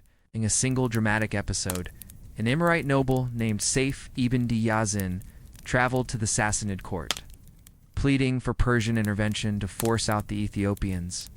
His request turned into granted, and it set in motion the final unraveling of Aksum's Arabian aims. The Sassanids struck with precision. Their fleets crossed the Slimbab El Mandeb Strait, and their infantrymen, skilled inside the disciplined styles of Persian warfare, proved more than an ensuite for the exhausted Aksumite garrisons. Town with the aid of town, the Ethiopians have been pushed lower back towards the coast. Sanon fell. The last Aksumite strongholds in Arabia crumbled, and the survivors again to the African shore. Yet even in retreat, Aksuma carried something more treasured than the land it had lost: status. For an ethnology, it had stood because the only African empire to rule full-size territory throughout the sea. It had projected strength into the heart of Arabia, stood toe-to-toe with Persia, and left an mark at the religious and political memory of the area. The Christian churches Abraham constructed, the inscriptions he left in stone, and the trade routes Aksum had included for decades did not vanish in a single day. Back in Aksum itself, the return of soldiers from Arabia brought new stories, artifacts, and even Yemeni artisans who integrated into Ethiopian society. In the markets of the capital, Yemeni incense still burned, though now it arrived through middlemen. Spices from India and silk from China continued to flow into the city, but without the same certainty of Aksumite protection on both shores. King Caleb, in his later years, reflected on these events with mixed pride and regret. In the royal court, he reportedly told his scribes, "We held the gates of two worlds, but no man holds the sea forever." His words, preserved in Ethiopian tradition, carried the weight of both triumph and warning. In the decades to come, this withdrawal from Arabia would coincide with other pressures: environmental changes, shifting trade winds, and the rise of new powers that slowly dimmed Aksum's glow. But for that one brilliant era, the empire had truly been a kingdom of two shores, ruling both Africa and Arabia, shaping the destiny of the Red Sea. The faith of an empire is Aksum's conversion to Christianity, the vintage gods and the golden throne. The wind off the Crimson Sea was heat that morning, bringing the scent of salt and incense into the heart of Aksum's royal compound. In the palace courtyard, King Azana sat upon the golden throne of his ancestors, his fingers carved with the likeness of lions, the sacred image of Maram, the struggle god of Aksum. Round him, the kingdom's elders and monks of the vintage faith chanted in Ge'ez, their deep voices echoing through the stone pillars. They wore leopard skins and golden torques, wearing bundles of sacred grass to be burned as services. For generations, the kings of Aksum had been sons of Maram, divine warriors chosen via the gods to rule both the residing and the lifeless. The faith of Azana's forefathers was as vintage because the stele that towered over the metropolis. It was a religion of sacred groves, sunlit altars, and the blood of oxen spilled upon the earth to honor the ancestors. But whispers had begun to creep into the palace. Whispers of a brand new god. Scene 2. Whispers from the sea years in advance. Earlier than Azana took the throne, a merchant deliverer from the Roman East had been wrecked off the Crimson Sea coast. Among the survivors had been two young Syrian boys, brothers named Frumentius and Odysseus. Added to Aksum as captives, they had been provided to the court docket as curiosities, overseas but clever. The regent queen, who dominated as dad or mom for the boy king Azana, noticed their brief wit and appointed them to the royal family. Frumentius, the elder, had a present for languages and soon learned fluent Ge'ez. He read the celebrities for navigation, taught arithmetic, and oversaw the money owed of the palace treasury. Odysseus served as a cupbearer and partner to the young Ozana, sharing memories of lands some distance past the wasteland. But among classes of change and governance, Frumentius also spoke quietly of the Christ, now not as a rival to Maram, but as the one who dominated certainly gods, the maker of heaven and earth. He informed of a woodworker's son who healed the unwell, raised the lifeless, and died for the sins of humankind. To Azana, those memories had been abnormal but compelling. In the stillness of the nighttime, because the metropolis's drums quieted, he could sit down with Frumentius below the palace, its fig trees, and ask questions. In case your god is the authentic god, why is he now not worshipped right here? Due to the fact, Majesty, Frumentius could solution softly. No one has but informed your human beings his name. A king's heart turns years past. Zana grew right into a warrior king, leading armies against rebellious tribes. Increasing Aksums attained deep into the Nile Valley and across the sea into Arabia. But, even as he marched below Maram's banner, his mind often lowered back to the lessons of Frumentius. 12 months, After a long and bloody marketing campaign, Zana lured back to Aksum and ordered the sacrifices to Merim, as subculture required. The excessive priest raised the blade, but in that second, something inside Azana recoiled. He remembered Frumentius' words about the Lamb of God, sacrificed as soon as for all. Azana stopped the priest's hand. "This blood," he said, "will now not make me smooth." The court docket gasped. It was the primary time the vintage order had been overtly wondered in the palace. The baptism of a king Frumentius eventually journeyed to Alexandria, seat of the patriarch of the Christian church in Africa. There he pleaded with Patriarch Athanasius to ship a bishop to Aksum. Athanasius, seeing the opportunity to spread the faith into the effective Crimson Sea state, ordained Frumentius himself because the first bishop of Aksum. While Frumentius lower back, he was not just a royal advisor, he was a shepherd of the faith. One cool morning, as dawn broke over the steely fields, Azana stood barefoot beside a clear pool out of doors the metropolis. The human beings gathered, unsure of what they had been about to witness. Frumentius raised his palms and spoke in a voice that carried over the water. "In the name of the Daddy, and of the Son, and of the Holy Spirit." Uzana stepped into the water, the golden torque of Marum nonetheless round his neck. As Frumentius poured water over his head, the king closed his eyes. The chants of the vintage gods faded. The go was now the image of Aksum. Scene 5. The empire transformed, the adjustments had been swift and seen. The Lion of Marum at the state's coins was replaced via the go. Pagan temples had been repurposed into churches. New hymns and jias rose in place of vintage chants to the solar and moon. Azana dispatched letters to the Byzantine Emperor Constantius II, maintaining Aksum's conversion and strengthening diplomatic and change ties with the Christian international. In the nation-state, the conversion was slower. Villagers nonetheless poured milk at sacred trees and left grain for ancestral spirits. But in the towns, the go was everywhere. Carved into stone, painted on walls, sewn into royal banners. Faith as a weapon and a sheltered Christianity have become now not just a personal belief, but a political device. While conflicts broke out in Arabia, Azana claimed divine mandate to protect persecuted Christians across the sea. Years later, while the fans of a brand new prophet in Arabia, Muhammad, fled persecution, they located safe haven in Aksum. The bond among Ethiopia and early Islam commenced right here, below the shadow of Azana's Christian rule. AC. Legacy that in no way faded centuries later. While the relaxation of the world forgot Aksum's name, Ethiopia remained Christian. The Ethiopian Orthodox Church nonetheless lines its lineage back to Frumentius, acknowledged right here as Abba. Salama, the daddy of peace. And to King Azana, the primary monarch of sub-Saharan Africa, to simply accept the faith of the go. In the quiet of Aksum's modern-day churches, monks nonetheless chant in historical jias, keeping manuscripts written in the equal hand that once taught a boy king about a god from some distance away. The centuries rolled forward, and the sacred hills of Aksum became something more than only a royal capital. They became a beacon of religion.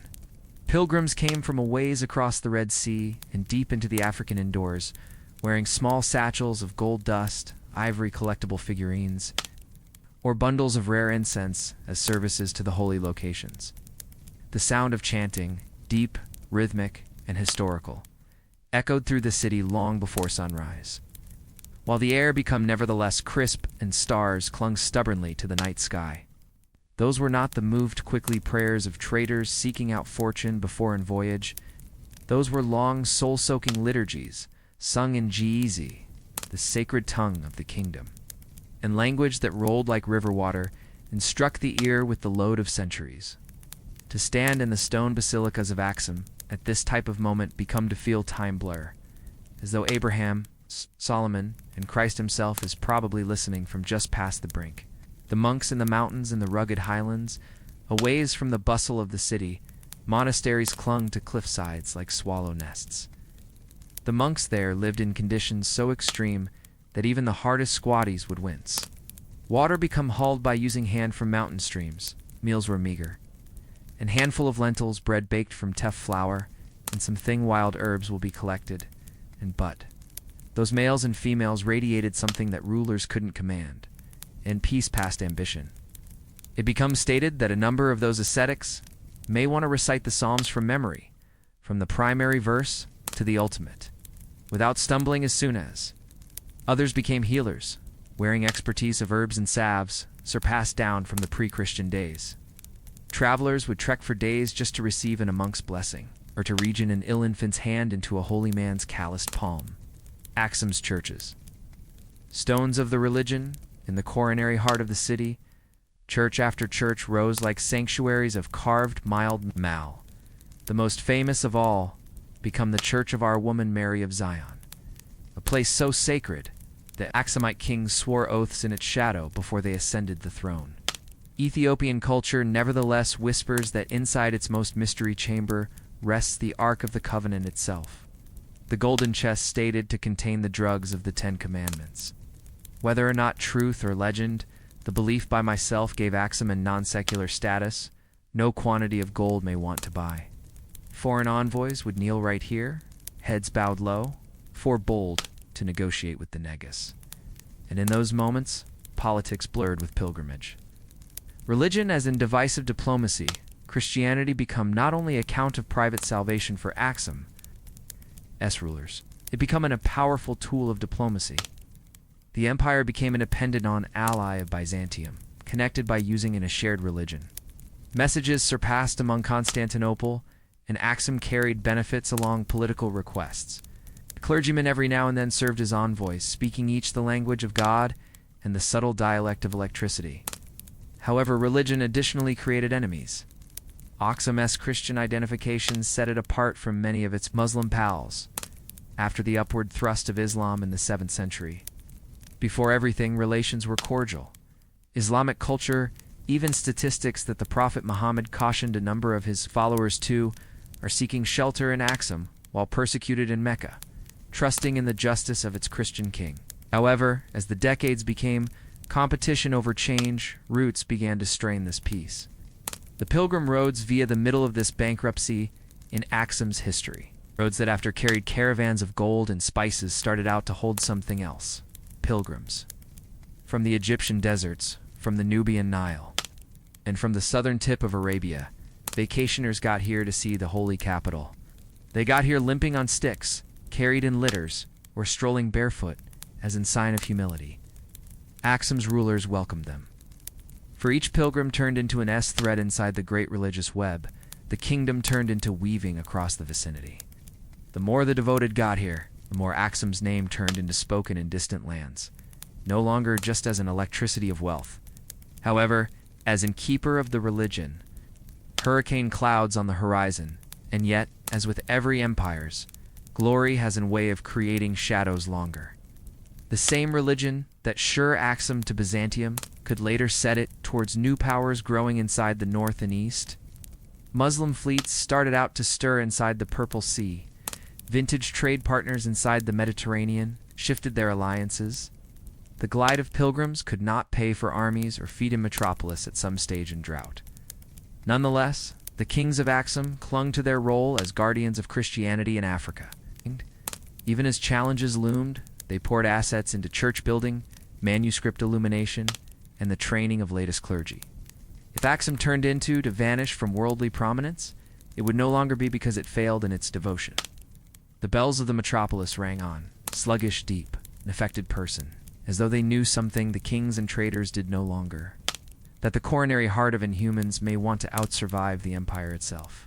And inside the quiet between each toll, the highland wind carried whispers from the mountains, wherein the priests prayed without ceasing, prayers that might echo long after the political map had modified.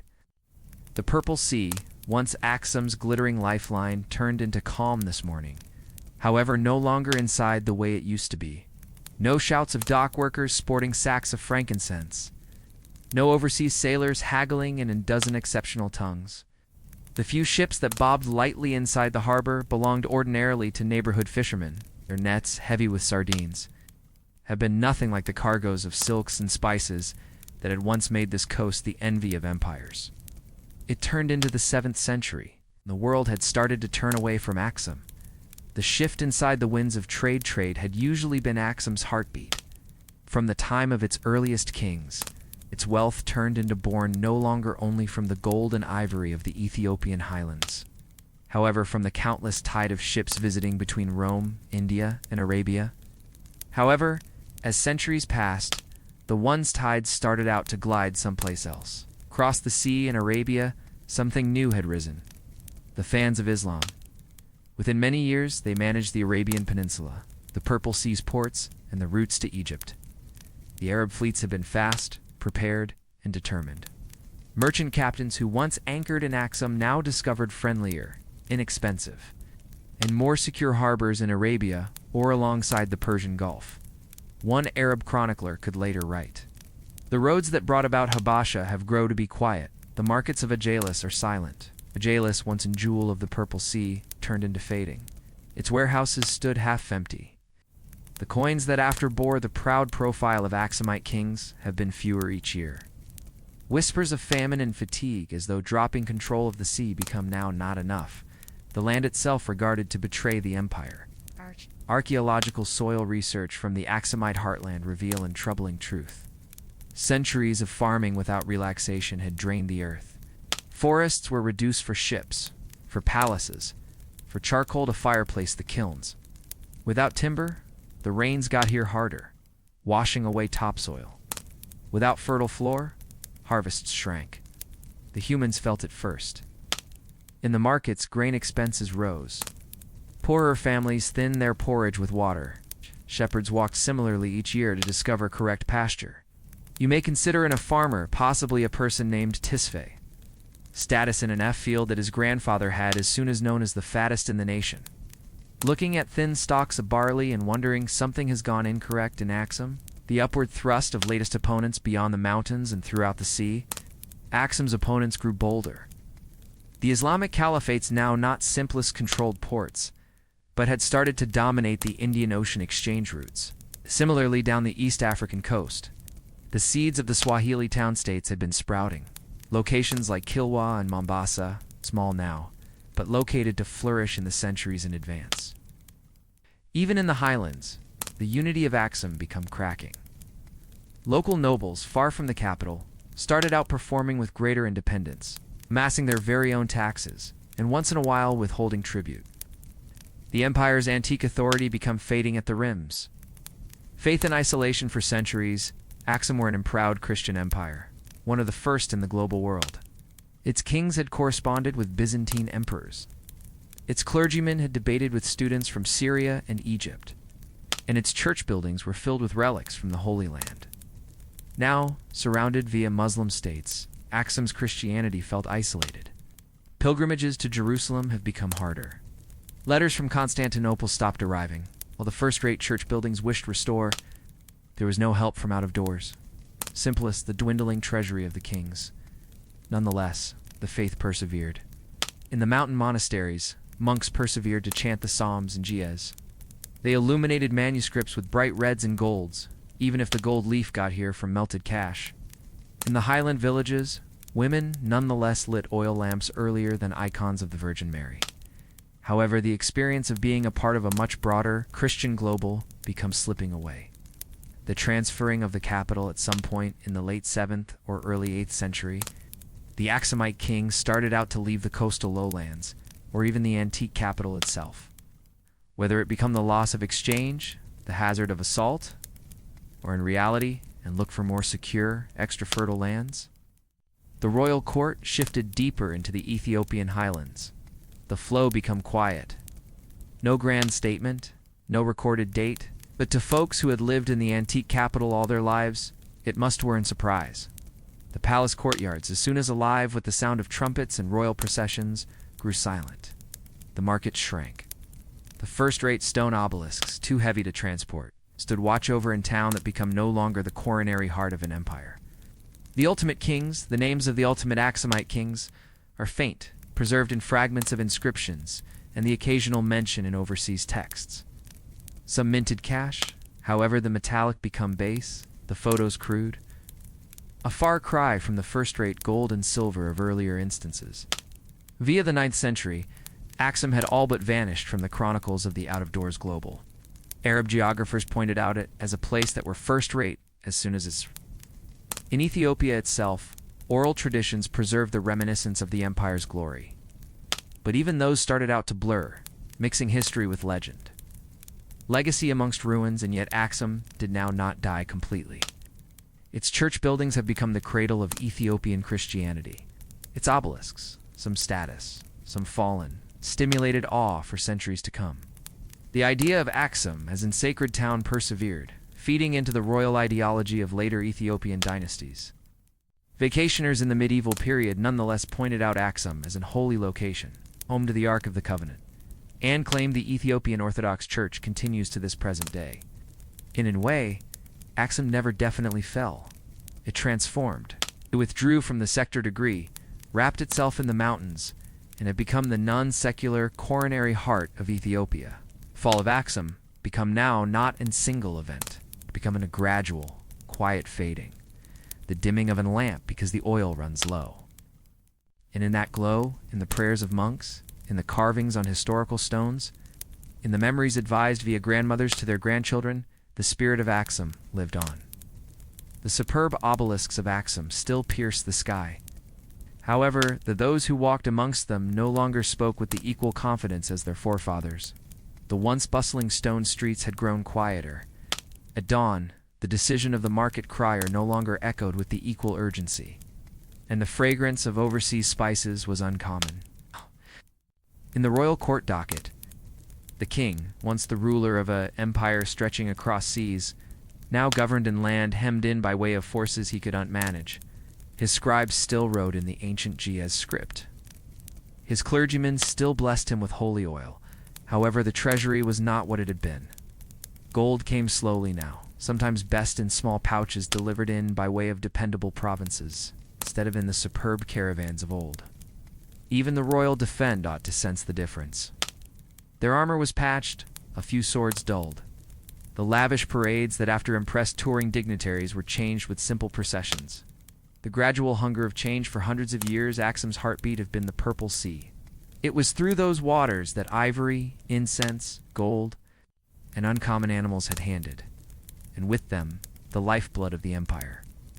However, now, Islamic fleets managed the choke points, and traders who once sailed into Agilis now took their ships to ports farther north, wherein their goods were welcomed under special flags. Old service provider named Jeber remembered those golden years. Sitting on a timber stool in a nearly empty harbor, he instructed more youthful sailors of the days when ships from India and Arabia waited in long traces for an area to dump. The sound of cargo being unloaded by no means stopped. He could say, day and night.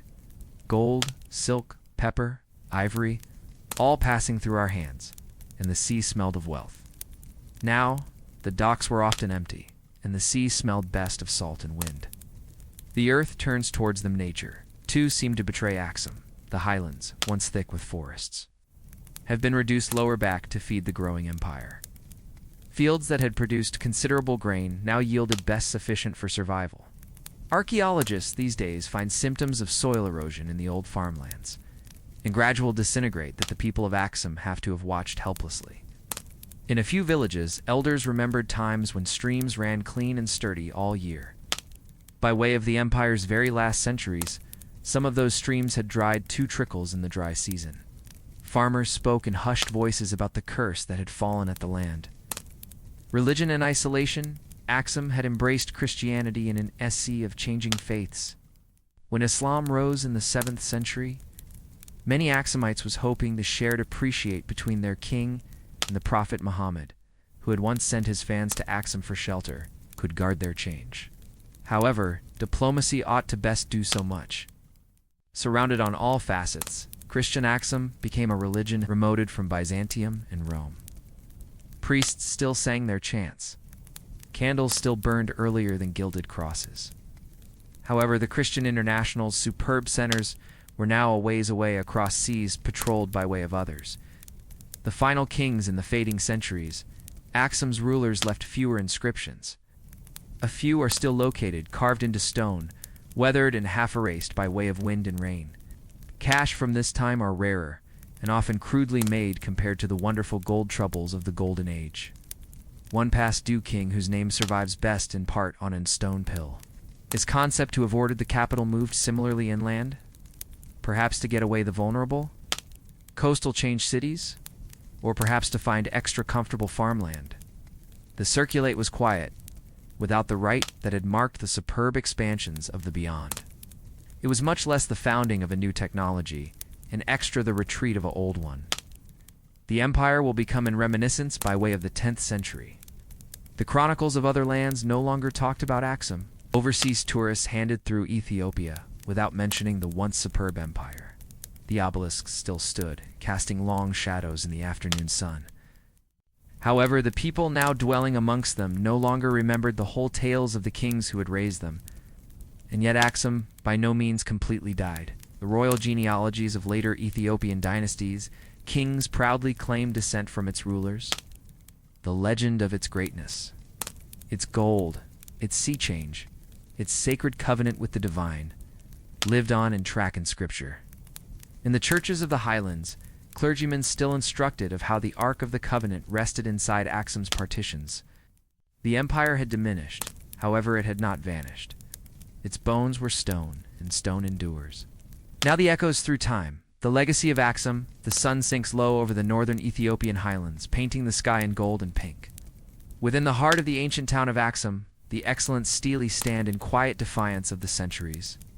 Their carved styles etched deep into the stone like reminiscences that refuse to fade.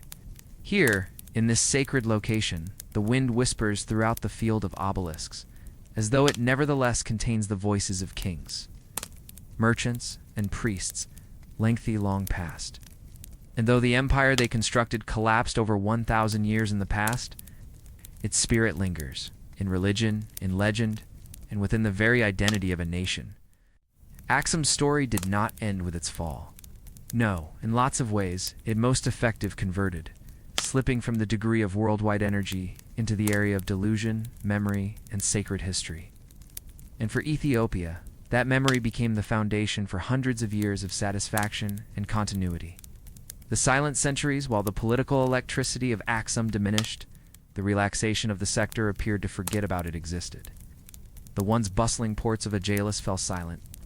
The merchants from Arabia, India, and Byzantium no longer sailed to these shorelines, where once overseas envoys presented tributes and voice presented tribute to the Negus' Negus. Handist dirt remained.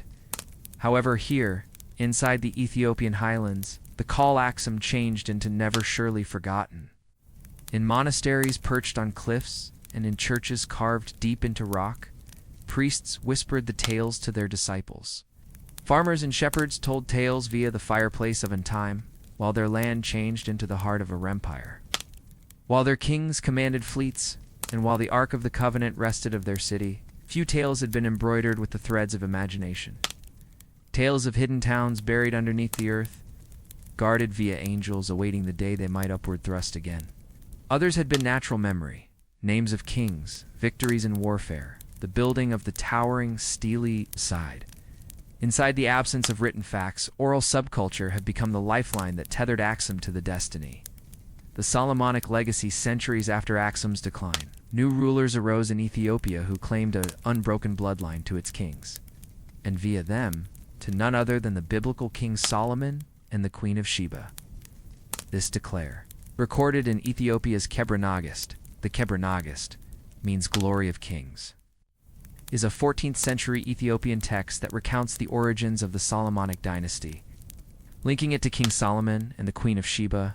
The dignity of kings tells of an toddler born from the union of Solomon and Sheba, Menelik I, the first emperor of Ethiopia. In this legend, Menelik trips to Jerusalem as a young man and returns to Aksum carrying in sacred treasure, the Ark of the Covenant itself. Consistent with Ethiopian Orthodox subculture, that Ark remains in Aksum to these days. Housed inside the chapel of the tablet, inside the Church of St. Mary of Zion, handest one dad or mom monk is authorized to see it, and his life is devoted entirely to its safety. Whether literal fact or sacred subculture, this connection to Solomon's bloodline had become the cornerstone of Ethiopian royal legitimacy for hundreds of years. Even emperors of the 20th century, which includes Haile Selassie, trace their ancestry to this divine lineage, and via it all, Aksum remained the spiritual capital, the vicinity where coronations happened, and where the country's heart appeared to conquer the most powerful. Architectural echoes the empire changed into long past. However, its stone nonetheless spoke. The enormous obelisks, the carved thrones, the stone foundations of palaces. All of these have become silent instructors to later generations of Ethiopian developers. The tall, tapering shape of the Aksumite, steely motivated later church towers. Ornamental motifs, the carved home windows, the fake doors, the repeating geometric styles reappeared in rock-hewn. Churches of Lalibela, masses of miles away and centuries later. The move, an essential Christian symbol in Aksumite times, have become embedded into the countrywide art style, performing in manuscripts, stonework, and ceremonial regalia. Even the royal protocol of the Aksumite court docket, the manor emissaries bowed, the ceremonial presence. Also, the ordering of processions survived in altered shape in later Ethiopian kingdoms, even though the political empire had dissolved. Its cultural DNA lived on in stone, in ritual, and in the Ethiopian creativeness. The rediscovery to the outdoor global, Aksum remained hidden for nearly 1,000 years. Medieval maps of Africa regularly left the Ethiopian highlands clean, or crammed them with legendary kingdoms. But in the 19th century, explorers started to arrive, following rumors of a misplaced city of obelisks. What they discovered astounded them. Towering monoliths, some fallen and shattered, others nevertheless standing proudly in the earth. Strange underground tombs. And inscriptions in a historic script they could not examine. The steely discipline had become an object of fascination, but additionally of speculation. Without a clean expertise of Aksum's records, early accounts regularly leaned heavily on biblical or fantastical motives. Then got here the archaeologists. In the 20th century, excavations started to peel, returned the layers of time. Pottery, cash, and inscriptions found out a sophisticated buying and selling empire. Connections to Rome, India, and Arabia emerged in the proof. Slowly, the sector started to recognize that this changed into now not a forgotten provincial state. It changed into once a global participant in the historic global. The obelisk of Aksum and the Italian career in 1937, in the course of Mussolini's invasion of Ethiopia. Italian forces dismantled considered one of the biggest standing obelisks, the famous obelisk of Aksum, and transported it to Rome. There, it changed into reassembled and positioned close to the Circus Maximus as a trophy of empire, a symbol of fascist electricity. For Ethiopia, the loss was in a wound. No longer just the robbery of an monument, but the taking of a piece of countrywide identity. For many years after World Conflict II, Ethiopia demanded its return. However, political delays and technical worries stretched the battle over generations. Ultimately, in 2005, the obelisk was back in 3 giant sections. It's flown again to Ethiopia aboard particularly chartered shipment planes. In 2008, it was re-erected in Aksum with a first-rate ceremony. And homecoming no longer just of stone, however of satisfaction. Aksum today within the cutting-edge metropolis of Aksum, lifestyles actions at a quieter pace than within the days of empire. Farmers lead their oxen throughout fields, no longer a ways from where the kings once walked. Youngsters play within the shadow of the steely, their laughter sporting within the identical wind that when rippled the banners of the Aksumite court, pilgrims nonetheless arrive for the yearly Timcot festival, celebrating the baptism of Christ. And lots will kneel in prayer. Out of doors, the Church of St. Mary of Zion, believing the Ark of the Covenant rests inside. Travelers, drawn by using curiosity and awe, wander a number of the steely fields and climb the steps of the historical palace ruins. And for Ethiopians, Aksum stays extra than just an archaeological website, as far the living image in their historical history. A reminder that their ancestors were developers, investors, and rulers of one of the first-rate civilizations of the historical world. Classes from a lost empire, what are we able to learn from Aksum's tale? Its strength is fragile, however, tradition is enduring. That exchange can construct bridges throughout oceans, however isolation can shrink even the widest horizons. That religion can carry the reminiscence of inhumans via centuries of silence. The dominion of Aksum is lengthy, long gone, yet its call nonetheless commands admire. Its golden ships are long gone, its kings are dust. However, its stone nonetheless stands, tall and proud, pointing to the sky, as though in eternal defiance of time itself. Echoes of an empire, the solar over the highlands of Ethiopia, now rose and set on in quieter land. The clang of workshops where gold once gleamed, the thud of chisels on granite obelisks. The murmur of bustling market all had faded to faint whispers carried by using the wind. Aksum had no longer vanished in a single stroke. It had receded step by step, like an eye drawing again from the shore. The clang of workshops where gold once gleamed, the thud of chisels on granite obelisks. The murmur of bustling market all had dwindled to faint whispers carried with the aid of the usage of the wind. Aksum had no longer vanished in a unmarried stroke. It had receded, grade by grade, like a tide drawing again from the shore, and yet the reminiscence of its grandeur clung to the mountains, the valleys, and the pink earth. Archaeologists taking walks through the ruins these days regularly talk of the stillness. The towering, steely remain, however, they lean barely, their weight settling deeper into the soil, as if bowing in resignation to the centuries. Broken inscriptions lie scattered, one half buried, their letters worn smooth via wind and rain. However, to the skilled eye, every fragment speaks. Of kings who noticed themselves as chosen via heaven, of merchants whose ships danced across the crimson sea, of priests who lit incense to gods now forgotten via all however the stones. The remaining sparks of glory, even in decline, Aksum did not crumble into obscurity in a single day. The royal court, although shrunken, nonetheless clung to its dignity. Aksumite merchants, now fewer in variety, nonetheless traveled to Yemen and the Sudan, although their cargoes were lighter. Pilgrims nonetheless came to the antique churches, seeking advantages and miracles. Farmers nonetheless plowed the terraced hillsides, simply as their ancestors had for hundreds of years. The empire's frame became weakening, however its heartbeat lingered. There is in story one half legend, one half opportunity of the final extremely good king of Aksum. His name isn't recorded in stone. However, a few Ethiopian chronicles consider him as a ruler who refused to desert the town.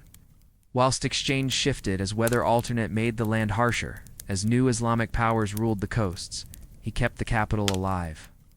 He walked many of the markets, spoke to the elders, and led prayers within the extremely good church he become. Within the eyes of his human beings, not merely an end king, however, the living memory of Aksum itself. The silence that followed, however, memory by myself, could not keep lower back the tides of history. Whilst the crimson sea slipped from Aksum's draw close, its lifeline to the broader international become reduce. Without the wealth of exchange, the workshops grew cold. Without the assets to preserve the roads, the exchange caravans took different routes. Without the strength to undertaking energy, the empire's farthest provinces slipped away like beads falling from a broken string. By means of the 10th century, Aksum's voice had grown faint in the chronicles of the outdoor world. Arab geographers referred to it handiest in passing. The excellent kings now not sent embassies to remote courts. The last inscriptions in the GS script had been carved lengthy before, after which, for centuries, the sector forgot. But Ethiopia did now not forget about, to the human beings of the Ethiopian highlands. Aksum become by no means long past. The town have become now not simply a place, but in sacred reminiscence. The ruins of its stele stood like sentinels over the last in the old legends of the Queen of Sheba, of the Ark of the Covenant of the kings who ruled by means of divine proper had been retold in each generation. Pilgrims got here to St. Mary of Zion, the ancient church where, its miles said, the Ark itself rests to this present day. Even now, in Aksum's quiet streets, and traveler can pay attention the bells of the church buildings calling the devoted to prayer, as they have got for over 1,000 years. The sound seems to fold time in on itself, linking the bustling markets of the old empire with the serene rituals of the present. The legacy that lives on present-day Ethiopia traces part of its royal lineage without delay to Aksum, whilst Haile Selassie declared himself the 225th monarch in an line. Stretching return to the Queen of Sheba and King Solomon, he become invoking an legacy rooted deeply in Aksum's golden age. Ethiopian Christianity, too, stays formed by means of the religion that took root here in the 4th century. Even the GS language, even though now not spoken in ordinary lifestyles, lives on because the liturgical tongue of the Ethiopian Orthodox Church. And so Aksum endures, now not as in ghost, but as in basis. Its monuments may disintegrate, but its impact threads through Ethiopia's identity, like gold filigree through ancient earrings. While you stand at the base of the tallest surviving stele, your eyes tracing the problematic carvings upward toward the sky, you could almost pay attention to the hum of the vintage empire, the chants of priests, the calls of merchants, the steady hammer of masons shaping stone for eternity. Aksum become no longer only a nation of gold and obelisks. They become a crossroads of religion, culture, and ambition. Its fall become no longer the end, handiest to change. The gold is long past, the ships are not anymore, but the soul of Aksum lingers in stone. In music, within the quiet pride of folks that still do not forget, did you recognize the secrets and techniques beneath the stones? The winds of Aksum have a manner of wearing whispers. They slip via the tall grass that now grows among broken, stele, curl around the sharp edges of fallen granite, and vanish into the shadows of ancient tombs that no residing eye has yet seen. When the empire fell, the humans left, but the earth did not. It kept its secrets and techniques. For centuries the ruins slept, buried below dust, tangled in roots, hidden from the sector's gaze. To a vacationer passing via the highlands inside the centuries after Aksum's fall, it would have seemed like nothing more than scattered stones. However, beneath those stones, a whole global still waited. Archaeologists frequently say that the ground beneath Aksum is sort of a layered library. Every foot you dig takes you deeper via the pages of time. However, unlike in a library, here the books are sealed in stone, locked inside the darkness of tombs, waiting for a person with the proper gear, the proper staying power, and the proper respect to open them. Unexplored tombs and the drowsing dead, some of the royal tombs of Aksum, are already famous. We recognize of King Caleb's tomb, huge stone chambers fitted with precision that competitors the pyramids of Egypt.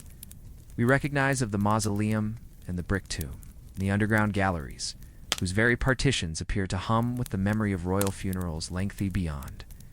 However, many more continue to be untouched.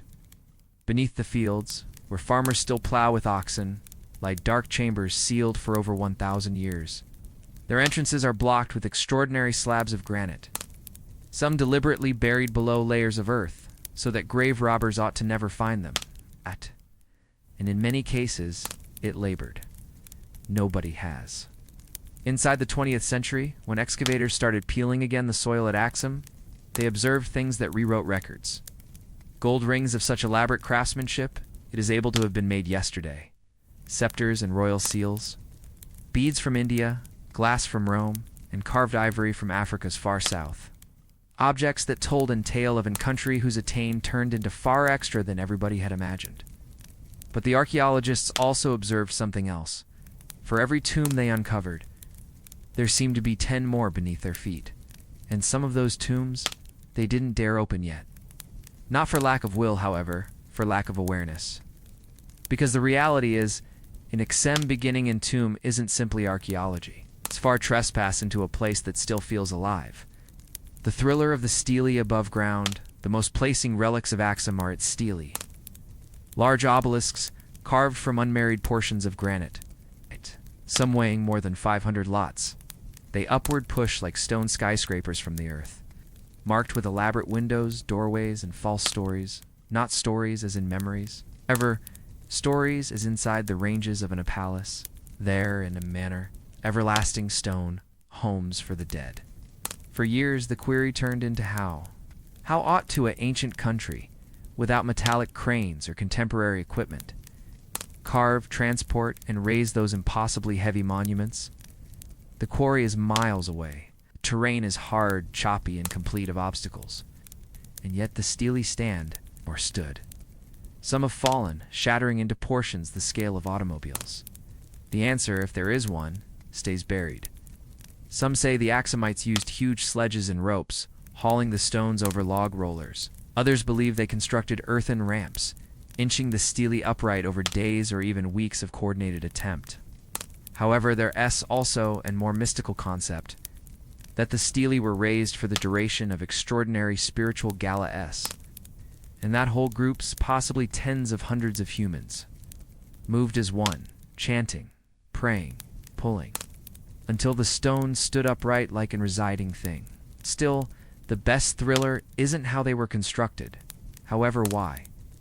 The triumphing view is that each stele marked the tomb of a king or noble, its carved facade representing the home they would have inside the afterlife. However, some stele are far larger than the tombs they cover, suggesting an symbolic, almost cosmic cause, and link among the sector of the residing and the sector of the dead. Contemporary technology, new eyes beneath the ground for many years, archaeologists sought to only guess what lay beneath the floor. Excavation turned into gradual, and in some cases politically complicated. However, then got here in recreation changer, litter mile detection and ranging, and technology that may experiment the ground and notice what's under without ever lifting and spade. In current years, LiDAR and ground-penetrating radar have discovered what the bare eye could not. The whole city of ancient Aksum is far larger than everybody realized. Streets, foundations, temples, and most tantalizingly, clusters of massive square voids beneath the soil. Tombs. Many, many tombs. Some of those are unlike something observed before. They're deeper, more complicated, possibly belonging to the earliest kings, whose names at the moment are forgotten. Others appear to hold chambers larger than any yet excavated. Space is massive, sufficient to hold treasures or data that could rework our know-how of the ancient global. And yet, many continue to be untouched. Not because archaeologists aren't eager. However, because with ancient websites like Aksum, there is constantly the danger of damage. The soil, the stone, the sensitive artifacts inside, once disturbed, they can be lost for all time. So for now, those secrets and techniques continue to be where they have been for over 1,000 years. Inside the dark, theories of hidden treasures whispered amongst scholars, and more loudly amongst locals, are the stories of treasures still buried in Aksum. Some tell of solid gold statues of lions and bulls, offerings from allied kingdoms. Others communicate of whole libraries of parchment scrolls, sealed in cedar chests, containing the legal guidelines, histories and poems of Aksum's golden age. The most persistent legend, however, is that deep beneath one of the bigger steles lies the actual royal treasury, in chambers so full of gold and jewels that it is able to make even the wealth of the pharaohs appear modest. There is no evidence, of course. However, records offers purpose to dream. We recognize that Aksum turned into one of the richest kingdoms of its time. We recognize that gold from its mines traveled to Rome, Persia, and India. And we recognize that after the empire fell, a great deal of its wealth actually vanished. Did the kings cover it before the enemy got here? Did loyal priests seal it underground, waiting for a day when Aksum would upward push again? Nobody knows. However, every now and then, Ann Farmer turns up something in his subject. Ann gold coin, Ann carved ivory handle, a fragment of Ann crown. And the stories flare up all once more.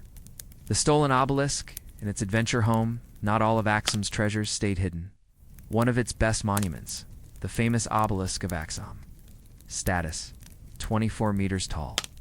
Turned into taken from its home in 1937 by means of Italian forces for the duration of the occupation of Ethiopia. It turned into transported in portions to Rome and reassembled their status as a trophy of conquest in the front of the Ministry of Italian Africa.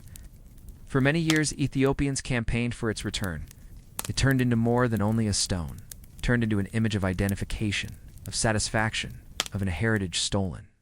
And after years of negotiations, in 2005, the obelisk in the end got here home, flown, again in 3 huge sections, and re-erected in Aksum. The return of the obelisk turned into more than a victory for Ethiopia. It turned into a reminder that records can be taken, however it may also be restored. Nowadays it stands against some of the ruins, tall and silent, and witness to both the respect and the wounds of the beyond. Under the recent afternoon sun, the steely discipline lay nevertheless. An ocean of stone frozen in time. The shadows of the towering obelisks stretched lengthy and skinny, cutting across the dry earth like the fingers of a clock, marking 1,000 silent years. Tourists wandered quietly, their voices subdued, almost afraid to break the silence.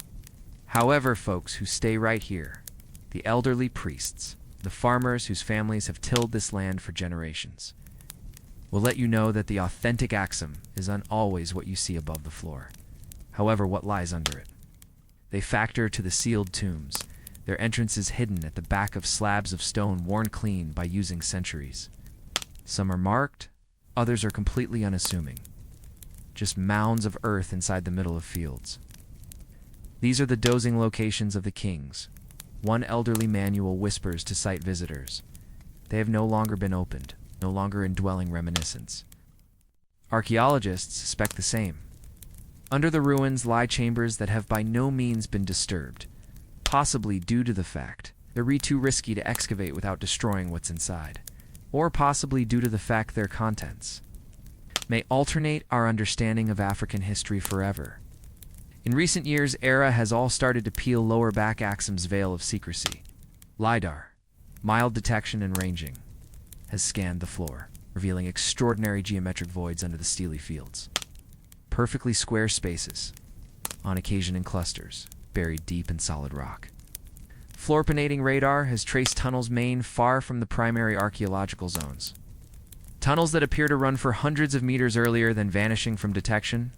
Are they collapsed, or are they mained somewhere deliberately hidden?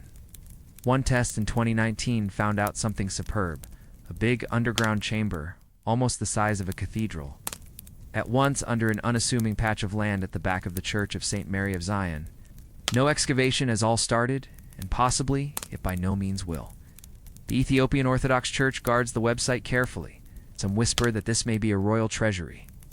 Others move in addition, announcing it is probably a lost archive containing centuries of statistics, scrolls, and possibly even sacred relics. After which, there may be the problem of the obelisk. For centuries, the first-rate obelisk of Aksum stood tall, a faultless work of stone engineering. Carved from an unmarried piece of granite almost 80 feet in top. However, in 1937, for the duration of the Italian career of Ethiopia, it was taken. Engineers reduced it into 3 portions, transported it across the Purple Sea, and reassembled it in Rome in front of the Ministry of Italian Africa. For 68 years, it stood there, a long way from its native land, a silent monument to colonial plunder. In Aksum, its absence was felt like a wound. Generations grew up by no means seeing it. But every 12 months, elders told the story of ways the obelisk was ours, how it was a symbol of a nation's May, and how someday it'd go back. In 2005, that day came. After decades of negotiations and pressure from UNESCO, the obelisk was dismantled over again, shipped lower back to Ethiopia, and re-erected inside the Steely Park. The day it was unveiled, lots accumulated. Priests in white gowns chanted, incense filled the air, and ladies set free ululations that echoed through the historic stones. For plenty, it was more than the go-back of an artifact. It was the go-back of a chunk of their soul. But for all that has been found out, lots remains hidden. The first-rate obelisks nevertheless guard their secrets. Inscriptions that could once have covered their surfaces at the moment are worn away, leaving handiest hypothesis. The inexcavated tombs can also preserve treasures, or they may preserve nothing, however dirt and shadows. Some scholars accept as true with that. Below Aksum, nevertheless, lies the solution to one among archaeology's best mysteries: the authentic scale of the empire's wealth. Historic debts speak of gold past degree, of ivory caravans stretching to the horizon, of exchange agreements with India and China. Wherein did that wealth move? Was it spent, stolen, or sealed away for eternity? And inside the streets of modern-day Aksum, lifestyles keeps. Youngsters play soccer close by of one. 712 months vintage obelisks. Farmers lead their donkeys beyond stone fragments older than Rome itself. Priests walk in silence toward the church, their route winding beyond locations wherein history nevertheless sleeps. If you stand inside the steely discipline at dusk, while the mild turns the granite a deep orange, and the mountains forged lengthy shadows, you could sense it, that hum of something just under your feet, a hum that asserts, the dominion isn't always gone, it is handiest waiting. Meanwhile, legacy of an timeless empire, the sun rises slowly over the highlands of northern Ethiopia. And casting golden light on the worn stones of Aksum, the Stele stand in silent rows. Also, their shadows stretching long across the grass. The air is still, but charged, as if the floor underneath is whispering the weight of centuries right here. Inside the coronary heart of this ancient town, the past is in no way actually gone. For the humans of Ethiopia, Aksum isn't just a destroy, it's a far indwelling chapter in their identity, and heartbeat that still pulses through tradition, faith, and countrywide pride. The non-secular inheritance inside the center of cutting-edge Aksum stands in small, unassuming chapel. The Church of Our Lady Mary of Zion. To the casual traveler, it may appear to be every other Ethiopian Orthodox church, but to millions, it's far the most sacred site inside the country. For right here, in line with culture, rests one of the most coveted relics in human history, the Ark of the Covenant. The tale is legendary. It tells of Menelik, son of the Queen of Sheba and King Solomon, who introduced the Ark from Jerusalem to Aksum nearly 3,000 years in the past. Due to the fact that then it has remained hidden on this city, guarded by means of an unmarried monk whose life's duty is to watch over it. He's going to by no means go away, by no means marry, by no means step outside his sacred calling. Nobody else may additionally see the Ark, no longer even the patriarch of the Ethiopian church. The monk's phrase is sufficient, and faith consists of the rest. To the faithful, this isn't fantasy. It is a living reality, one that binds Aksum to the biblical international, making it a city that stands at the crossroads of scripture and records. And city of pilgrimage each year during the festival of Timket, the Ethiopian Epiphany, Aksum transforms into a sea of white gowns, chanting voices, and colorful umbrellas. Pilgrims pour in from villages, towns, and cities through, some strolling for days to attain the holy floor. They arrive no longer most effective for the festival, however, for Aksum itself, to the touch its stones, to wish in its churches, to stand inside the location in which kings had been crowned and saints had been buried. The streets overflow with color and sound, the deep hum of prayer, the rhythmic beat of drums, the wafting scent of frankincense. And because the sun units, the splendid steely glow beneath torchlight, like sentinels guarding the spirit of the city. The political symbol in contemporary Ethiopia, Aksum, is greater than a non-secular heart. It is a symbol of sovereignty. Inside the 20th century, during the Italian profession, the Aksum obelisk became taken to Rome as a trophy of conquest. For decades it stood there, and a reminder of foreign control. However, Ethiopians by no means forgot, by no means stopped demanding its go-back. In 2005, after years of negotiation, the obelisk becomes subsequently shipped again in 3 massive sections and re-erected in Aksum. The moment become greater than an archaeological recuperation. It become a political victory and reclamation of delight. Crowds collected to watch, ululating and making a song as the monument rose once more over its domestic soil. This go-back symbolized something more, that Aksum's tale isn't just about the beyond. It is about patience and the refusal to let records be stolen. UNESCO and the sector's gaze today. Aksum is in UNESCO, International Historical Past website, identified for its unequaled archaeological importance. Scholars from throughout the globe come here to have a look at its inscriptions, its burial chambers, its engineering marvels. Floor-penetrating radar and LiDAR scans preserved to show secrets, hidden tombs, misplaced neighborhoods, even the traces of ancient roads that after caused the Purple Sea. However, for all of the technological know-how, there may be nevertheless magic inside the air. Traffic frequently talk of a peculiar feeling after they walk among the ruins, an experience that they are being watched, that the stones themselves are aware. Possibly it is imagination, or possibly it is the echo of a civilization that refuses to vanish. Africa's forgotten crown inside the grand narratives of global records, the Aksumite Empire is frequently overshadowed by means of Rome, Persia, and Byzantium. Yet in its time, it became their equal, and superpower with its own coinage. writing device, structure, and impact stretching from the Nile to the Arabian Peninsula and past. In Africa, Aksum stands as a reminder that civilization, innovation, and empire had been not imported from some other place.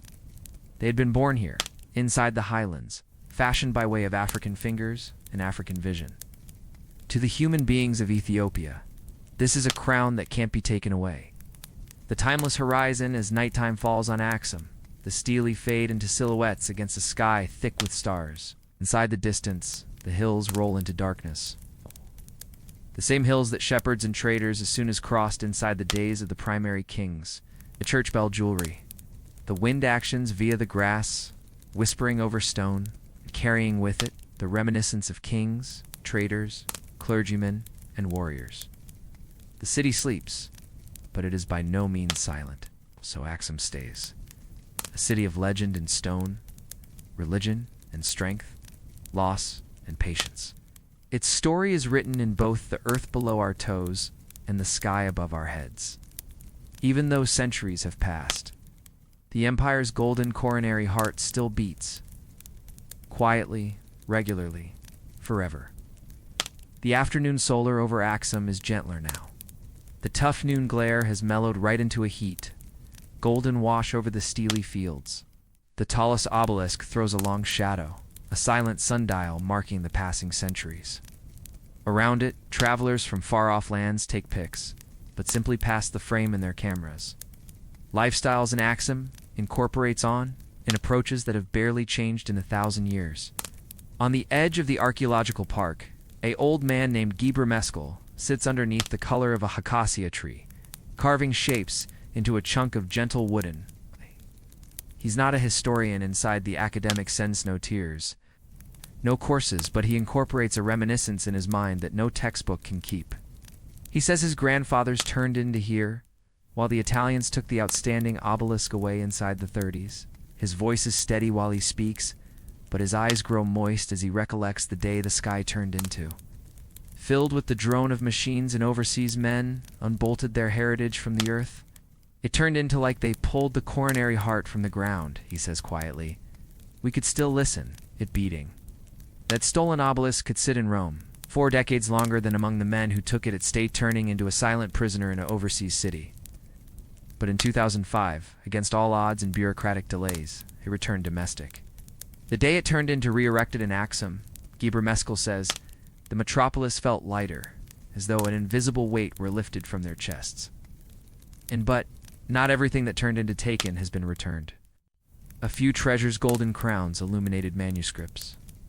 Ceremonial crosses stay in vaults and personal collections remote places. The debates are fierce. A few argue those relics belong in weather-controlled museums overseas. Others say they have to be returned to the soil that gave them lifestyles. In espresso homes, at market stalls, in college lecture halls across Ethiopia, the communique keeps. In the meantime, archaeologists with new tools, satellite TV for PC imagery, LiDAR scans, ground-penetrating radar, mapping the historic city below modern Aksum without turning a single spade of earth. Those scans reveal streets long buried, foundations of temples, forgotten reservoirs. A few say they've located what might be the stays of a large royal complicated larger than something excavated so far. But here, discovery is by no means truthful. Permissions are slow. Investment is unpredictable. Sometimes nearby elders step in to protect what they remember, sacred ground from unnecessary disturbance. There is a quiet expertise here that not each secret desires to be dug up. A few truths are meant to relaxation. Inside the evenings, as the decision to prayer drifts across the rooftops and church bells answer from the hills, Aksum feels much less like a city of ruins and greater like a dwelling museum. Kids play cover under, trying to find a number of the smaller, steely clergymen in white robes report into the Church of St. Mary of Zion, conserving historic keys that open doorways worn clean by way of centuries of contact. In some place internal, in a chapel guarded day and nighttime, is the most enduring legend of all the Ark of the Covenant. Whether it's in reality there or not, no one past the guardian priest will ever recognize. But in a manner, that's not the factor. The story has saved the religion of a human beings alive. Generation after generation, similar to the steely hold status against the wind. Aksum today isn't simply the sum of its stones and relics. It's the manner its human beings convey its reminiscence, how they fight to hold its heritage in their personal fingers, and the way the echoes of a golden empire still ripple outward, touching each person willing to concentrate. And so, because the closing rays of mild sink behind the distant mountains, the empire that once ruled seas and traded with worlds a long way away stays, not long past, not forgotten, but quietly alive in each heartbeat of the city that bears its call. History isn't an immediately road. It is a web woven from victories, losses, myths, and truths. Inside the highlands of Ethiopia, one city's thread has certain the historic global to our personal. And as long as the steely stand, as long as pilgrims stroll its streets, Aksum will stay on. A timeless empire inside the soul of a nation, and inside the reminiscence of the sector. The Kingdom of Aksum rose from the highlands and touched the farthest corners of the recognized global. It carved its call in stone, sailed its ships to distant seashores, and solid a legacy that would outlive its kings, its palaces, and even its empire. Empires upward thrust and empires fall. But here, inside the shadow of historic stele, you may still listen the whisper of a golden age if you stand still, long sufficient to concentrate. The Aksumites are long past. Their story isn't completed. It lives inside the faces of the people who name this location domestic, inside the prayers spoken in historic tongues, and inside the silent stones that have seen the passage of centuries. History, in spite of everything, is by no means in reality misplaced. It waits sometimes buried, sometimes hidden in plain sight for folks who care sufficient to or trying to find it. And so we go away, Aksum. Not as a destroy, but as a reminder. A reminder that greatness isn't measured only by way of how high a human beings can upward thrust, but by way of how deeply their roots stay after the sector. It's moved on if you're still here with me at the very quit of this adventure. It method the story of Aksum touched your coronary heart. So, share this story with your pals, your circle of relatives, and each person you know who loves historic civilizations. It's misplaced history and true tales from our beyond. And don't forget to subscribe and hit the bell icon so that you by no means leave out a real story like this inside the destiny. For now, that's all from me. It's near your eyes, allow your coronary heart relaxation, and convey this adventure with you. And also you've been being attentive to a real story. Thanks. And now, take a deep breath and relaxation nicely.